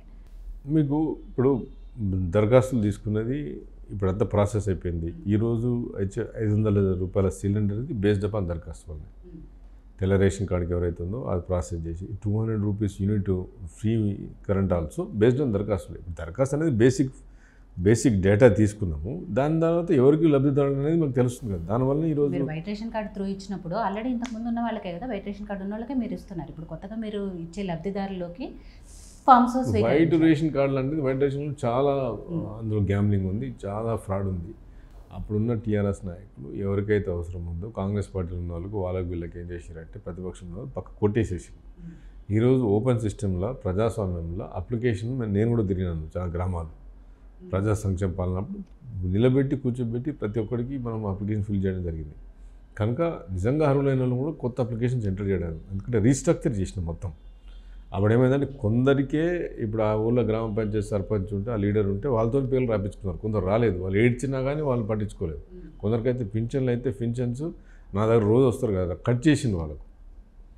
సో ఆ సిస్టమ్ని పోగొట్టడానికి మా ముఖ్యమంత్రి గారు, సీఎం గారు, రేవంత్ రెడ్డి గారు, బట్టి విక్రమార్ గారు టీం అంతా కలిసి ఇది ఒక సిస్టమ్ తీసుకొచ్చి ఫస్ట్ మనం అప్లికేషన్ తీసుకొని డేటా మన దగ్గరకు వచ్చిన తర్వాత మనం ఎవరు లబ్ధిదారులు మనమే డిసైడ్ చేయొచ్చు కదా.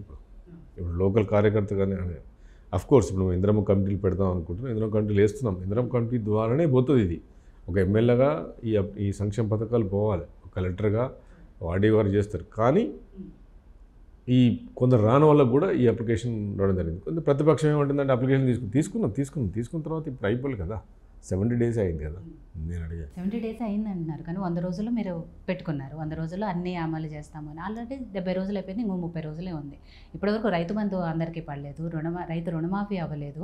కొన్ని మీరు 100 రోజులు టైం అడుగుతుంది. డిసెంబర్ 9న వేస్తాము అని చెప్పింది మీరే కదా, వేయలేదు. కాబట్టి అదే కదా వాళ్ళు అడుగుతున్నారు. డిసెంబర్ 9 వేస్తామన్నప్పుడు ఆ రోజు మొత్తం టోటల్ సిస్టమే కొలాబ్ చేసిపోయింది కదా. ముందే తెలుసు కదా. ఇంత ఖజానా ఇంత ఖాళీ చేసి ఇంత ఘోరం చేసిందని ఎవరికి తెలుసు? అలా డబ్బులు మరీ అసలు ఇంత ఊడ్చుకుపోతారని ఎవరు అనుకోలే కదా ఈరోజు. అసలు అంటే ఖజానా ఇంత నెగిటివ్లా సుమారు 70,000 కోట్లు మీరు అప్పుగా కట్టాల్సిన పరిస్థితి ఈరోజు తెలంగాణకు ఉంది. సుమారు సంవత్సరానికి 70,000 కోట్లు ఓన్లీ వడ్డీలు. ఈరోజు ఆ పరిస్థితి ఉంది. సుమారు 7 లక్షల కోట్లు ఈరోజు చేరింది అప్పు. 7.5 కోట్లు 2.5 లక్షల కోట్లు అప్పు లేదు. కనుక సీఎం గారు పనిచేస్తున్న 100% ఇప్పుడు మీకు ఈ రోజు 2 రిలీజ్ అయిపోతున్నాయి ఆల్రెడీ. డైరెక్ట్ అది it's reaching to the poor పీపుల్కే కదా. మీరు ఏదైతే అభయహస్తం అంటున్నారో అది తెలంగాణ ప్రజలకి భయంకరమైన హస్తము. కాంగ్రెస్ పార్టీ ఇదంతా కూడా కాలయాపన చేస్తుంది. పార్లమెంట్ ఎలక్షన్స్ ఉన్నాయి కాబట్టి వాటి కోసమే డ్రాగన్ చేస్తుంది తప్పితే చిత్తశుద్ధితో ఇది పూర్తి స్థాయిలో అమలు చేసే పథకాలు కావు అన్నారు. బీజేపీ అయినా బీఆర్ఎస్ పార్టీ అయినా. బీఆర్ఎస్ పార్టీకి తొందర ఎక్కువైపోయింది. వాడు రెండు సంవత్సరాల్లో వాళ్ళు ఇప్పుడు 3,000 రూపాయలు నిరుద్యోగ భృతి అన్నాడు, ఒక్క రూపాయి ఇవ్వాలి. 10 సంవత్సరాలు గడిచిపోయినాయి. రుణమాఫీ అని చెప్పిండు, 2 లక్షలు అన్నాడు.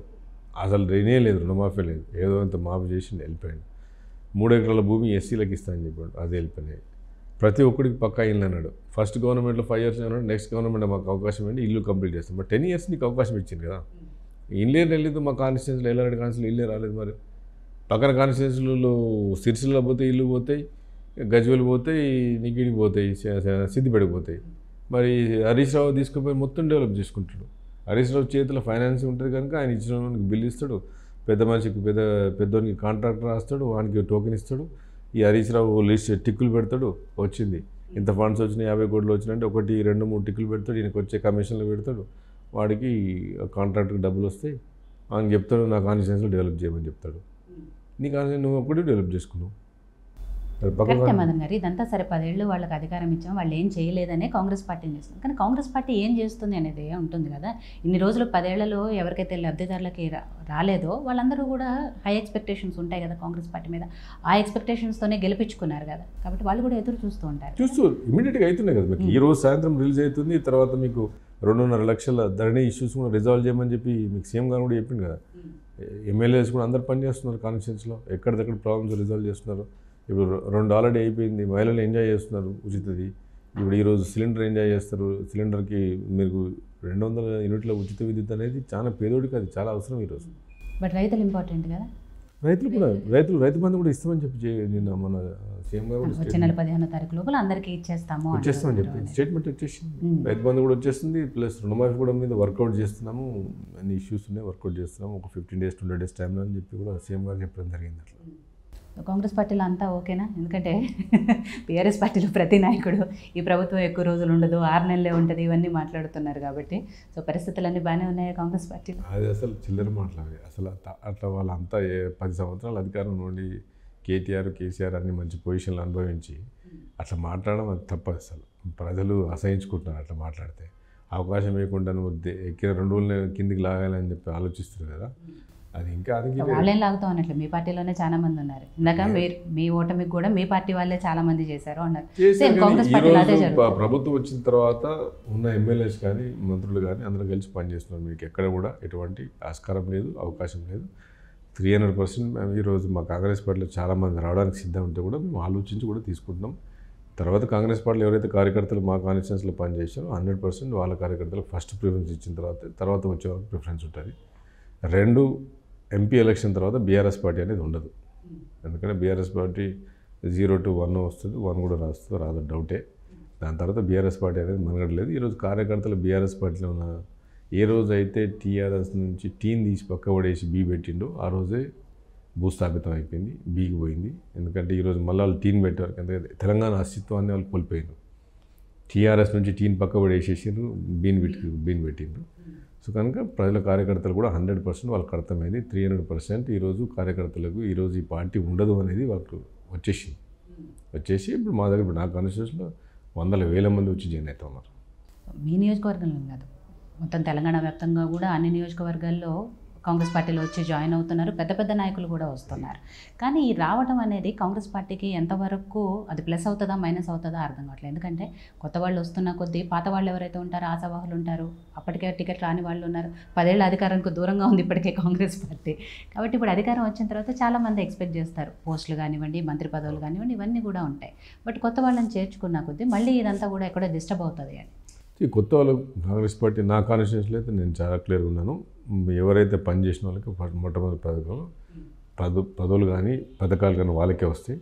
ఇప్పుడు వచ్చేటోళ్ళు పనిచేసి హార్డ్ వర్క్ చేసి పార్టీని స్థాపితం చేసి పార్టీకి హార్డ్ వర్క్ చేసి తర్వాత రేపు పొద్దున వాళ్ళ పర్ఫార్మెన్స్ బట్టి వాళ్ళకు ఉంటుంది కనుక, సో ఏ లీడర్షిప్ అయితే ఏ కాన్స్టిట్యూన్సీలో ఆ లీడర్స్ మాత్రం ఎవరైతే పని చేసిన వాళ్ళని రికగ్నైజ్ చేసి పాత వాళ్ళు మనతో కష్టంగా ఉన్న వాళ్ళతో చేసుకున్న 100% కాంగ్రెస్ పార్టీ ముందు పోతాను నేను అనుకుంటాను. సో మీరు గెలిచిన తర్వాత ఎప్పుడైతే కాంగ్రెస్ పార్టీకి సంబంధించిన ప్రభుత్వ మంత్రివర్గ శాఖలు కేటాయించారో చాలామంది ఎక్స్పెక్ట్ చేశారు మీకు ఐటీ మినిస్టర్గా ఇస్తారు అని చెప్పేసి. సో మీరు కూడా నాకు తెలిసి, ఎందుకంటే దాంట్లో మీకు సుదీర్ఘ అనుభవం ఉంది కాబట్టి, ఆ బిజినెస్లోనే ఉన్నారు, సక్సెస్ఫుల్గా రన్ చేసుకోగలిగారు, అనుభవం ఉంది కాబట్టి మీకే ఇస్తారు అనేది ఎక్స్పెక్ట్ చేశారు. బట్ ఇవ్వనప్పుడు ఏమనిపించింది? సో అదైతే 200% కరెక్ట్. ఎందుకంటే 64 MLAస్లో టెక్నాలజీలో నా అంత డీప్ డెప్త్ డ్రైవ్ ఎవరికి లేదు.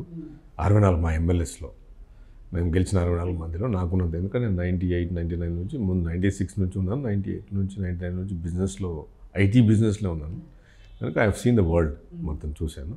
సో టెక్నాలజీ కూడా ఫ్యూచర్ టెక్నాలజీ నాకు తెలుసు. ఇవ్వనప్పుడు నేను అనుకున్నాను మరి హైకమాండ్ ఏదో రోజు డెఫినెట్గా మనకు అవకాశం వస్తుంది, మనకు అవకాశం వస్తే మాత్రం డెఫినెట్గా నేను చేద్దాం అనుకున్నాను. ఇవ్వకపోవడానికి కారణాలు ఏంటి అని? బికాజ్ కొందరు మరి వాళ్ళు ఏమనుకున్నారో హైకమాండ్ ఏమనుకుందో నాకు తెలియదు. సో నాకు పైనుంచి అయితే వాళ్ళు ఏమన్నారంటే ఏదో ఒక రోజు నీకు అవకాశం తప్పకుండా నీ టాలెంట్ని మేము యూజ్ చేసుకుంటాం టెక్నాలజీలో అన్నారు. తప్పకుండా నేను అనుకుంటున్నాను, హోప్ చేసుకుంటున్నాను ఏదో రోజు నాకున్న టాలెంట్ని టెక్నాలజీ అనుభవాన్ని తెలంగాణకు ఉపయోగపడుతుందని నేను అనుకుంటున్నాను. ఇంకా కొన్ని మంత్రిత్వ శాఖలు ఉన్నాయి కాబట్టి వాటిల్లో అయినా మదన్మోహన్ గారికి అవకాశం ఇస్తారు, మేబీ ఎడ్యుకేషన్ మినిస్టర్గా ఇస్తారు, ఇలాంటి ప్రచారం కూడా జరుగుతుంది. ఓకేనా మీకు? ఓకే. నేను చాలామంది నాకు ఫోన్ చేస్తున్నారు, మీ యూట్యూబ్లో కూడా వచ్చిందని చెప్తున్నారు, చాలామంది చెప్పారు నెక్స్ట్ దాంట్లో వస్తాను. తప్పకుండా హైకమాండ్ ఇచ్చినప్పుడు ఏ డిపార్ట్మెంట్ ఇచ్చినా కానీ సో నాకు ఏం ప్రాబ్లం లేదు. టెక్నాలజీ అయితే అఫ్కోర్స్ నాకైతే అది దాంట్లో నాకున్న కనెక్షన్స్ ఎక్స్పీరియన్స్ ఉన్నాయి. ప్లస్ నాకు 18-19 కంట్రీస్తో, ప్లస్ నేను వాటర్ బిజినెస్ స్కూల్లో కొన్ని రోజులు చదువుకున్నప్పుడు చాలామంది నాతో చదువుకున్న వాళ్ళంతా ఇప్పుడు పెద్ద ఇప్పుడు Singapore CIO train metros, it's biggest metro సింగపూర్లో నా క్లాస్మేట్ అతను, నా బెంచ్ మేట్ అతను. సో అట్లాంటి కనెక్షన్స్ చాలా ప్లేస్లో ఉన్నాయి. ఇప్పుడు స్విట్జర్లాండ్లో ఉన్న ఫైజర్ అనే వెరీ బిగ్ ఫార్మస్యూటికల్ కంపెనీ, దాని CEO నాకు తెలిసిన వ్యక్తి. ఇట్లా చాలా ప్లేస్లో ఉన్నారు కనుక ఆ కనెక్షన్స్ కూడా యూజ్ అవుతాయని నేను అనుకున్నాను. సో రేవంత్ రెడ్డి గారు ముఖ్యమంత్రిగా కాంగ్రెస్ ప్రభుత్వం వచ్చిన తర్వాత, ఆయన ముఖ్యమంత్రిగా బాధ్యతలు స్వీకరించిన తర్వాత ఏమనిపిస్తుంది? ఆయన పనితీరు ఎలా అనిపిస్తుంది మీకు? రేవంత్ రెడ్డి గారు అందరినీ సర్ప్రైజ్ చేసిండ్రు. అందరు కూడా ఏమనుకున్నారంటే రేవంత్ రెడ్డి గారు మాట్లాడతారని చాలా పద్ధతిగా కరెక్ట్ వేలో ఆయన అనాలిసిస్ చేసుకుంటూ ప్రతి డిపార్ట్మెంట్లో చాలా స్కామ్స్ ఉన్నాయి అన్ని చూసుకుంటూ మంచి ఆఫీసర్స్ పెట్టుకుంటూ IAS ఆఫీసర్ని టీంను కూడా అందరితో కలిసిమెలిసి మంత్రివర్గంలో కూడా ఎక్కడ కూడా డిస్టర్బెన్స్ లేకుండా 100% ఈ సంక్షేమ పథకాలు అప్లై చేయాలి, పేదోడికి అందాలనే ఉద్దేశంతోనే మీకు కనిపిస్తుంది. ఖజానా అంత ఖాళీ ఉన్నా కానీ, ఇంత ఘోరం జరిగినా కానీ, ఇదే టైంలో కాళేశ్వరంలో లక్ష్మీ బ్యారేజ్ మేడిగడ్డ అంత డ్యామేజ్ ఉండి ఇన్ని ఇష్యూస్ వచ్చినా కానీ మళ్ళీ ఫండ్స్ లేవు, చాలా ప్రాబ్లమ్స్ ఉన్నాయి. అయినా కానీ ఆయన ఎక్కడ కూడా స్ట్రెస్కు తగ్గకుండా పర్ఫెక్ట్ 100% మంచి పరిపాలన సాగిస్తూ ఉన్నాడు. సో రేవంత్ రెడ్డి గారితో అనుబంధం కానీ, అంటే ఆయనతో రిలేషన్ కానీ, మీ సహచర ఎమ్మెల్యేలు మంత్రులు వీళ్ళందరితో కూడా రిలేషన్ ఎలా ఉంది? నాకంటారా? నాకు అసలు నేను అందరితో బాగుంటాను, ఎందుకంటే అందరికీ తెలుసు కదా, ఇండివిజువల్ టాకే ఉంటాను నాది. సో రేవంత్ రెడ్డి గారు నాకు 20 years నుంచి పరిచయం, తెలుగుదేశంలో కూడా కలిసి పనిచేసినాం.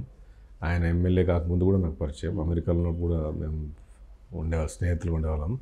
కనుక ఆయనకి డెఫినెట్గా నా టాలెంట్ కూడా తెలుసు, నేను పనిచేయడం కూడా తెలుసు. ఎందుకంటే ఈరోజు మా ఫ్రెండ్షిప్ కాదు. సో MP పోటీ చేసినప్పుడు నేను 2000తో ఓడిపోయినప్పుడు కూడా ఆయన 6000తో మల్కాజ్గిరిలో గెలవడం జరిగింది ఒకటేసారి. నేను 2000తో ఓడిపోవడం ఆయన గెలవడం. ఆ రోజు కూడా నాకు ఆయన ఫోన్ చేసి నాతో మాట్లాడడం జరిగింది. చాలా ఫీల్ అయ్యాడు. చాలా ఇంటర్వ్యూస్లలో కూడా నా గురించి పాజిటివ్గా ఎప్పుడు చెప్పేవాడు. జైరాబాద్లో అంత సిచ్యువేషన్లో కూడా మదన్ తీసుకొచ్చాడు. మదన్కు టాలెంట్ ఉంది, పోల్ మేనేజ్మెంట్ మదన్కి ఎక్స్పీరియన్స్ ఉంది, పొలిటికల్ సిస్టమ్ మదన్కు టెక్నాలజీ బాగా తెలుసు అని. సో నా టాలెంట్ మీద కూడా ఉంది. నేను మన టికెట్ వచ్చినప్పుడు కూడా నేను గెలుస్తాను అని చెప్పి కూడా చాలామందికి చెప్పడం జరిగింది నేను. సో నెక్స్ట్ పార్లమెంట్ ఎలక్షన్స్ వస్తున్నాయి కాబట్టి దానికి సంబంధించి కాంగ్రెస్ పార్టీ ఎలా ప్లాన్ చేసుకుంటాం? కాంగ్రెస్ పార్టీ అందరు ఎమ్మెల్యేస్ గ్రౌండ్ వర్క్ చేస్తున్నారు. డెఫినెట్గా మీరు ఇండియా టుడే సర్వే కూడా వచ్చింది కదా, 10 వరకు అని అంటున్నారు. నేను అనుకున్నది 10 నుంచి 12 వరకు కాంగ్రెస్కు వచ్చింది. టీఆర్ఎస్ పరిస్థితి మాత్రం ఘోరంగా ఉంది. టీఆర్ఎస్ పార్టీ 3rd పొజిషన్లో ఉండే పరిస్థితి. కాంగ్రెస్ అబ్సల్యూట్లీ తెలంగాణలో హైకమాండ్ కూడా చాలా హోప్స్లో ఉంది. మంచి సీట్లు సాధిస్తానని నేను ఆశిస్తున్నాను. మీరు అన్నట్టు సర్వేల వరకు అయితే ఎంపీ స్థానాలకు సంబంధించి కాంగ్రెస్ పార్టీ అధికారంలో ఉంది కాబట్టి ఎక్కువగా స్థానాలు గెలుచుకునే అవకాశం ఉంది అని వస్తుంది. కానీ ఏవైతే మీరు 6 గ్యారెంటీలు ఇచ్చిలో ప్రజలకు రీచ్ అవుతున్నారో, ప్లస్ దేశానికి సంబంధించి కూడా కాంగ్రెస్ పార్టీ ఏ పరిస్థితుల్లో ఉంది, ఇవన్నీ కూడా బేరీజ్ వేసుకొని పార్లమెంట్ ఎలక్షన్స్ ఉంటాయి కాబట్టి ఎంతవరకు సాధ్యమవుతుంది అనుకుంటున్నారు 10 నుంచి 12 స్థానాలు అనేది? సాధ్యమవుతుంది. ఎందుకంటే లోకల్ ఎమ్మెల్యేస్ స్ట్రాంగ్ ఉన్నారు.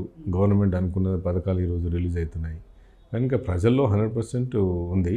సో మీకు నేషనల్ లెవెల్ పాలిటిక్స్ కూడా లేదు. ఇప్పుడు మళ్ళీ ఇండియా కూటమి మళ్ళీ పుంజుకున్నది. ఇప్పుడు మీరు ఆల్రెడీ చూస్తున్నారు, అందరు వచ్చేస్తారు. ఉత్తరప్రదేశ్లో అఖిలేష్ యాదవ్ నిన్న చేతులు కలిపాడు. ఇప్పుడు ఆపో ఆల్రెడీ వచ్చేసింది. మళ్ళీ ఒకళ్ళిద్దరు వస్తారేమో కానీ ఎక్కువ మంది పోతున్నారు. పోయి వాళ్ళు ఎట్లా పోయేటోళ్ళు వాళ్ళు.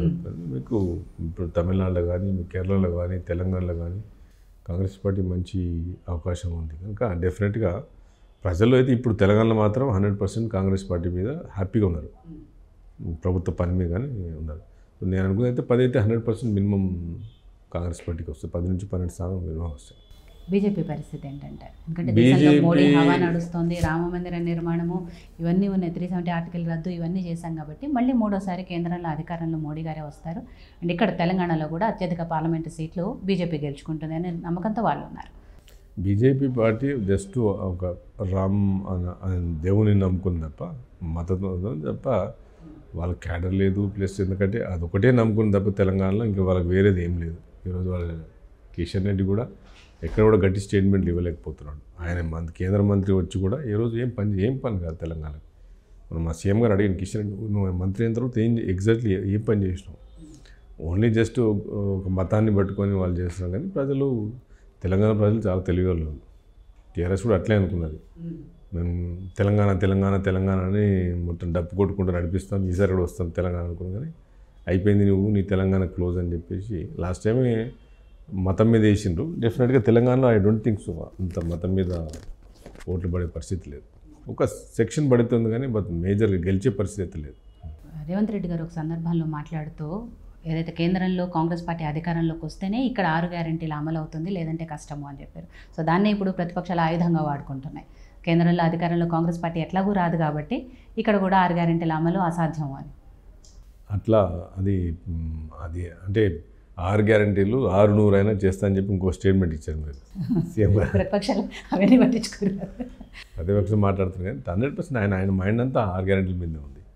ఎందుకంటే అది ప్రామిస్ చేసాము, అది గ్యారంటీ అని చెప్పే కనుక ఇవ్వాల్సిందే, మేము ఇస్తాం. ఇవ్వాలి అనే చిత్తశుద్ధి మీకు ఉండొచ్చు, ఇస్తారు అనే నమ్మకం ప్రజలకు ఉండొచ్చు, కానీ దానికి పరిస్థితులు కూడా సహకరించాలి కదా. ఖజానా ఖాళీగా ఉందని మీరే అని చెప్తారు, కనీసం మీరు ఎక్స్పెక్ట్ చేసిన స్థాయిలో కూడా లేదంటున్నారు. ఎట్లా సాధ్యమవుతుంది అనేది ఎక్స్పెక్ట్ లేదు, అదే ఇప్పుడు ప్రాబ్లం. కానీ ఇప్పుడు స్లోగా రాబడి ఇంక్రీజ్ చేసేసి ఇరిగేషన్ ప్రాజెక్ట్స్కి ఏదైతే శ్రీశైలం మన దానికి కాళేశ్వరం ప్రాజెక్ట్ పోయే డబ్బుల్ని మొత్తం కట్ చేస్తున్నాం కదా. ఇప్పుడు డెఫినెట్గా అందులో వచ్చే ఫండ్స్ మళ్ళీ రీడ్యూ చేసి మళ్ళీ కొత్త ఏదైతే స్కాములతో చాలా మటుకు చాలా సంస్థలు అన్నీ రాబడులు లేకుండే ఇంతకుముందు, ఎందుకంటే ఆఫీస్తో. ఇప్పుడు డెఫినెట్గా ఇన్కమ్ జనరేషన్ పెరుగుతా రెండు విధాలుగా, ఒకటి ఇన్కమ్ జనరేషను, 2 కాళేశ్వరంకి ఏదైతే డబ్బులు పోతున్నాయో అవన్నీ ఇప్పుడు ఆపేసారు, మొత్తం అయిపోయినాయి అవన్నీ. సో మనకు అక్కడ లీకేజ్ ఆగిపోయింది. ఇక్కడ డెఫినెట్గా ఇన్కమ్ జనరేషన్ కూడా స్టార్ట్ అవుతుంది. ఎందుకంటే ప్రభుత్వం ప్రజల పరిపాలన గురించి చాలా సీరియస్గా ఉన్నారు. ఈ రెండింటితో ఫస్ట్ ఏది జరగకుండా 6 గ్యారెంటీలు చేయాలనేది సీఎం గారి అభిమతం.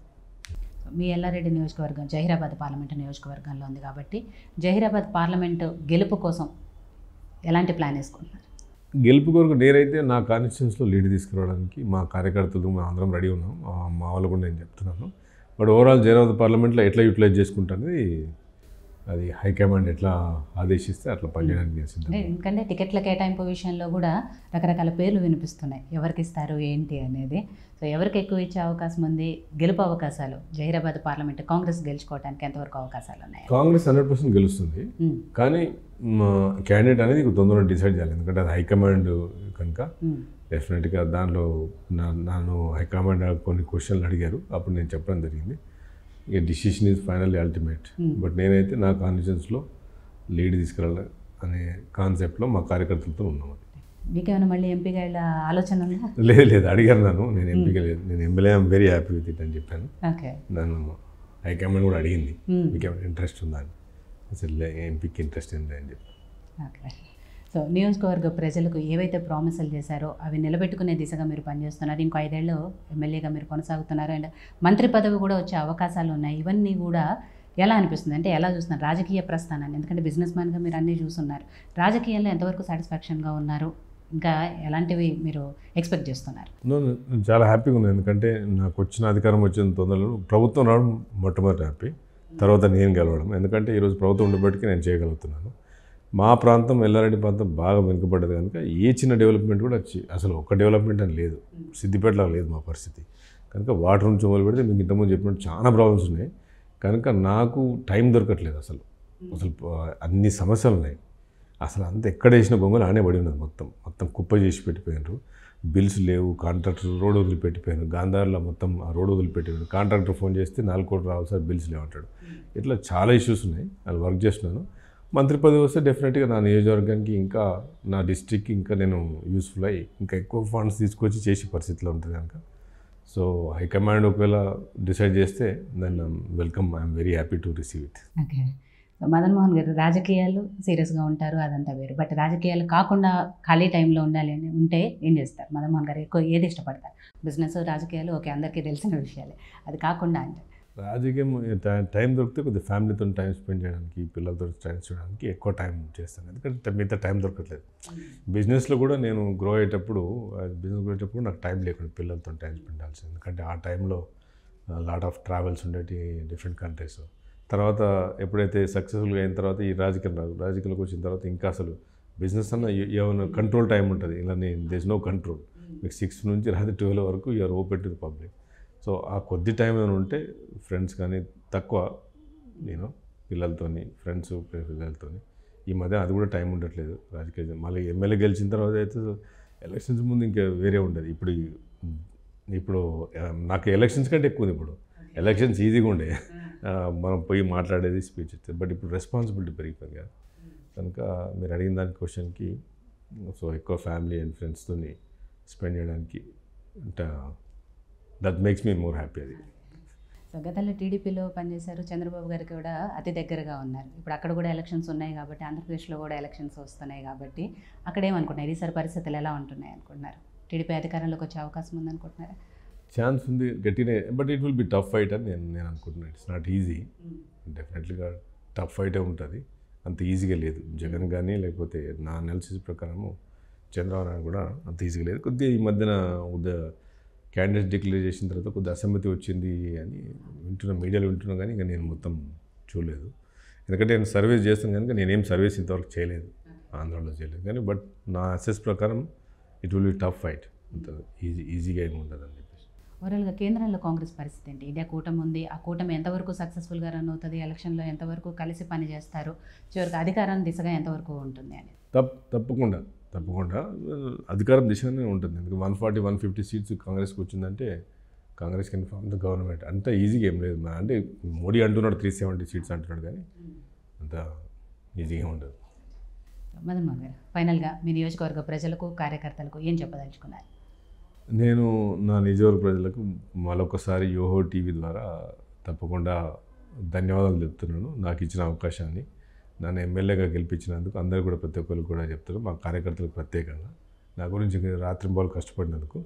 ఏదైతే పేద ప్రజలు నన్ను నమ్ముకున్నారో 100% ఆ విధంగానే కూడా అసెంబ్లీలో కూడా అదేవిధంగా పోరాడుతూ ఉన్నాను.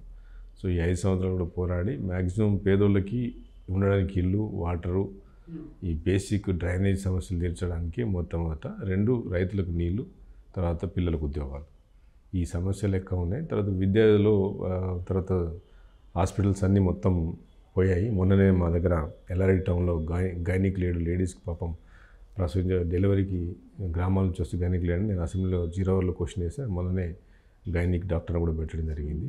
సో ఇట్లాంటివన్నీ చేస్తున్నాను కనుక తప్పకుండా వాళ్ళకు కూడా నేను కృతజ్ఞత చెప్తూ 100% వాళ్ళకి డెడికేషన్లో ఉంటాను. 5 ఇయర్స్లో మ్యాక్సిమం అన్ని సమస్యలు తీరకపోవచ్చు, కానీ డెఫినెట్గా మేజర్ సమస్యలు తీర్చడానికి ప్రయత్నిస్తాను. ఓకే అండి, మీరు ఏదైతే నియోజకవర్గ ప్రజలకు ప్రామిస్ చేశారో, ఏ హామీలు అయితే ఇచ్చారో అవన్నీ సక్సెస్ఫుల్గా కంప్లీట్ చేయాలని మనస్ఫూర్తిగా కోరుకున్నాం. అట్లే తొందరలోనే ఒక మంత్రిగా మిమ్మల్ని చూడబోతున్నాం అనుకుంటున్నాము. చూద్దాం హైకమాండ్ ఏ మంత్రిత్వం మీకు ఇస్తుంది ఏంటి అనేది. ఎనివే, ఆల్ ది బెస్ట్ అండి. Thank you so much. Thank you. మీరు కూడా యోటీకి మరి మీ అందరికి కూడా మీకు కూడా ప్రత్యేకంగా మీ యజమానానికి కూడా ఇంత టైం ఏం చేసినా చాలా థ్యాంక్ యూ. ఇది ఇవాళ టైమ్ టు టాక్. మరో గెస్ట్తో టైమ్ టు టాక్లో మళ్ళీ కలుద్దాం. చూస్తూనే ఉండండి యోయో టీవీ.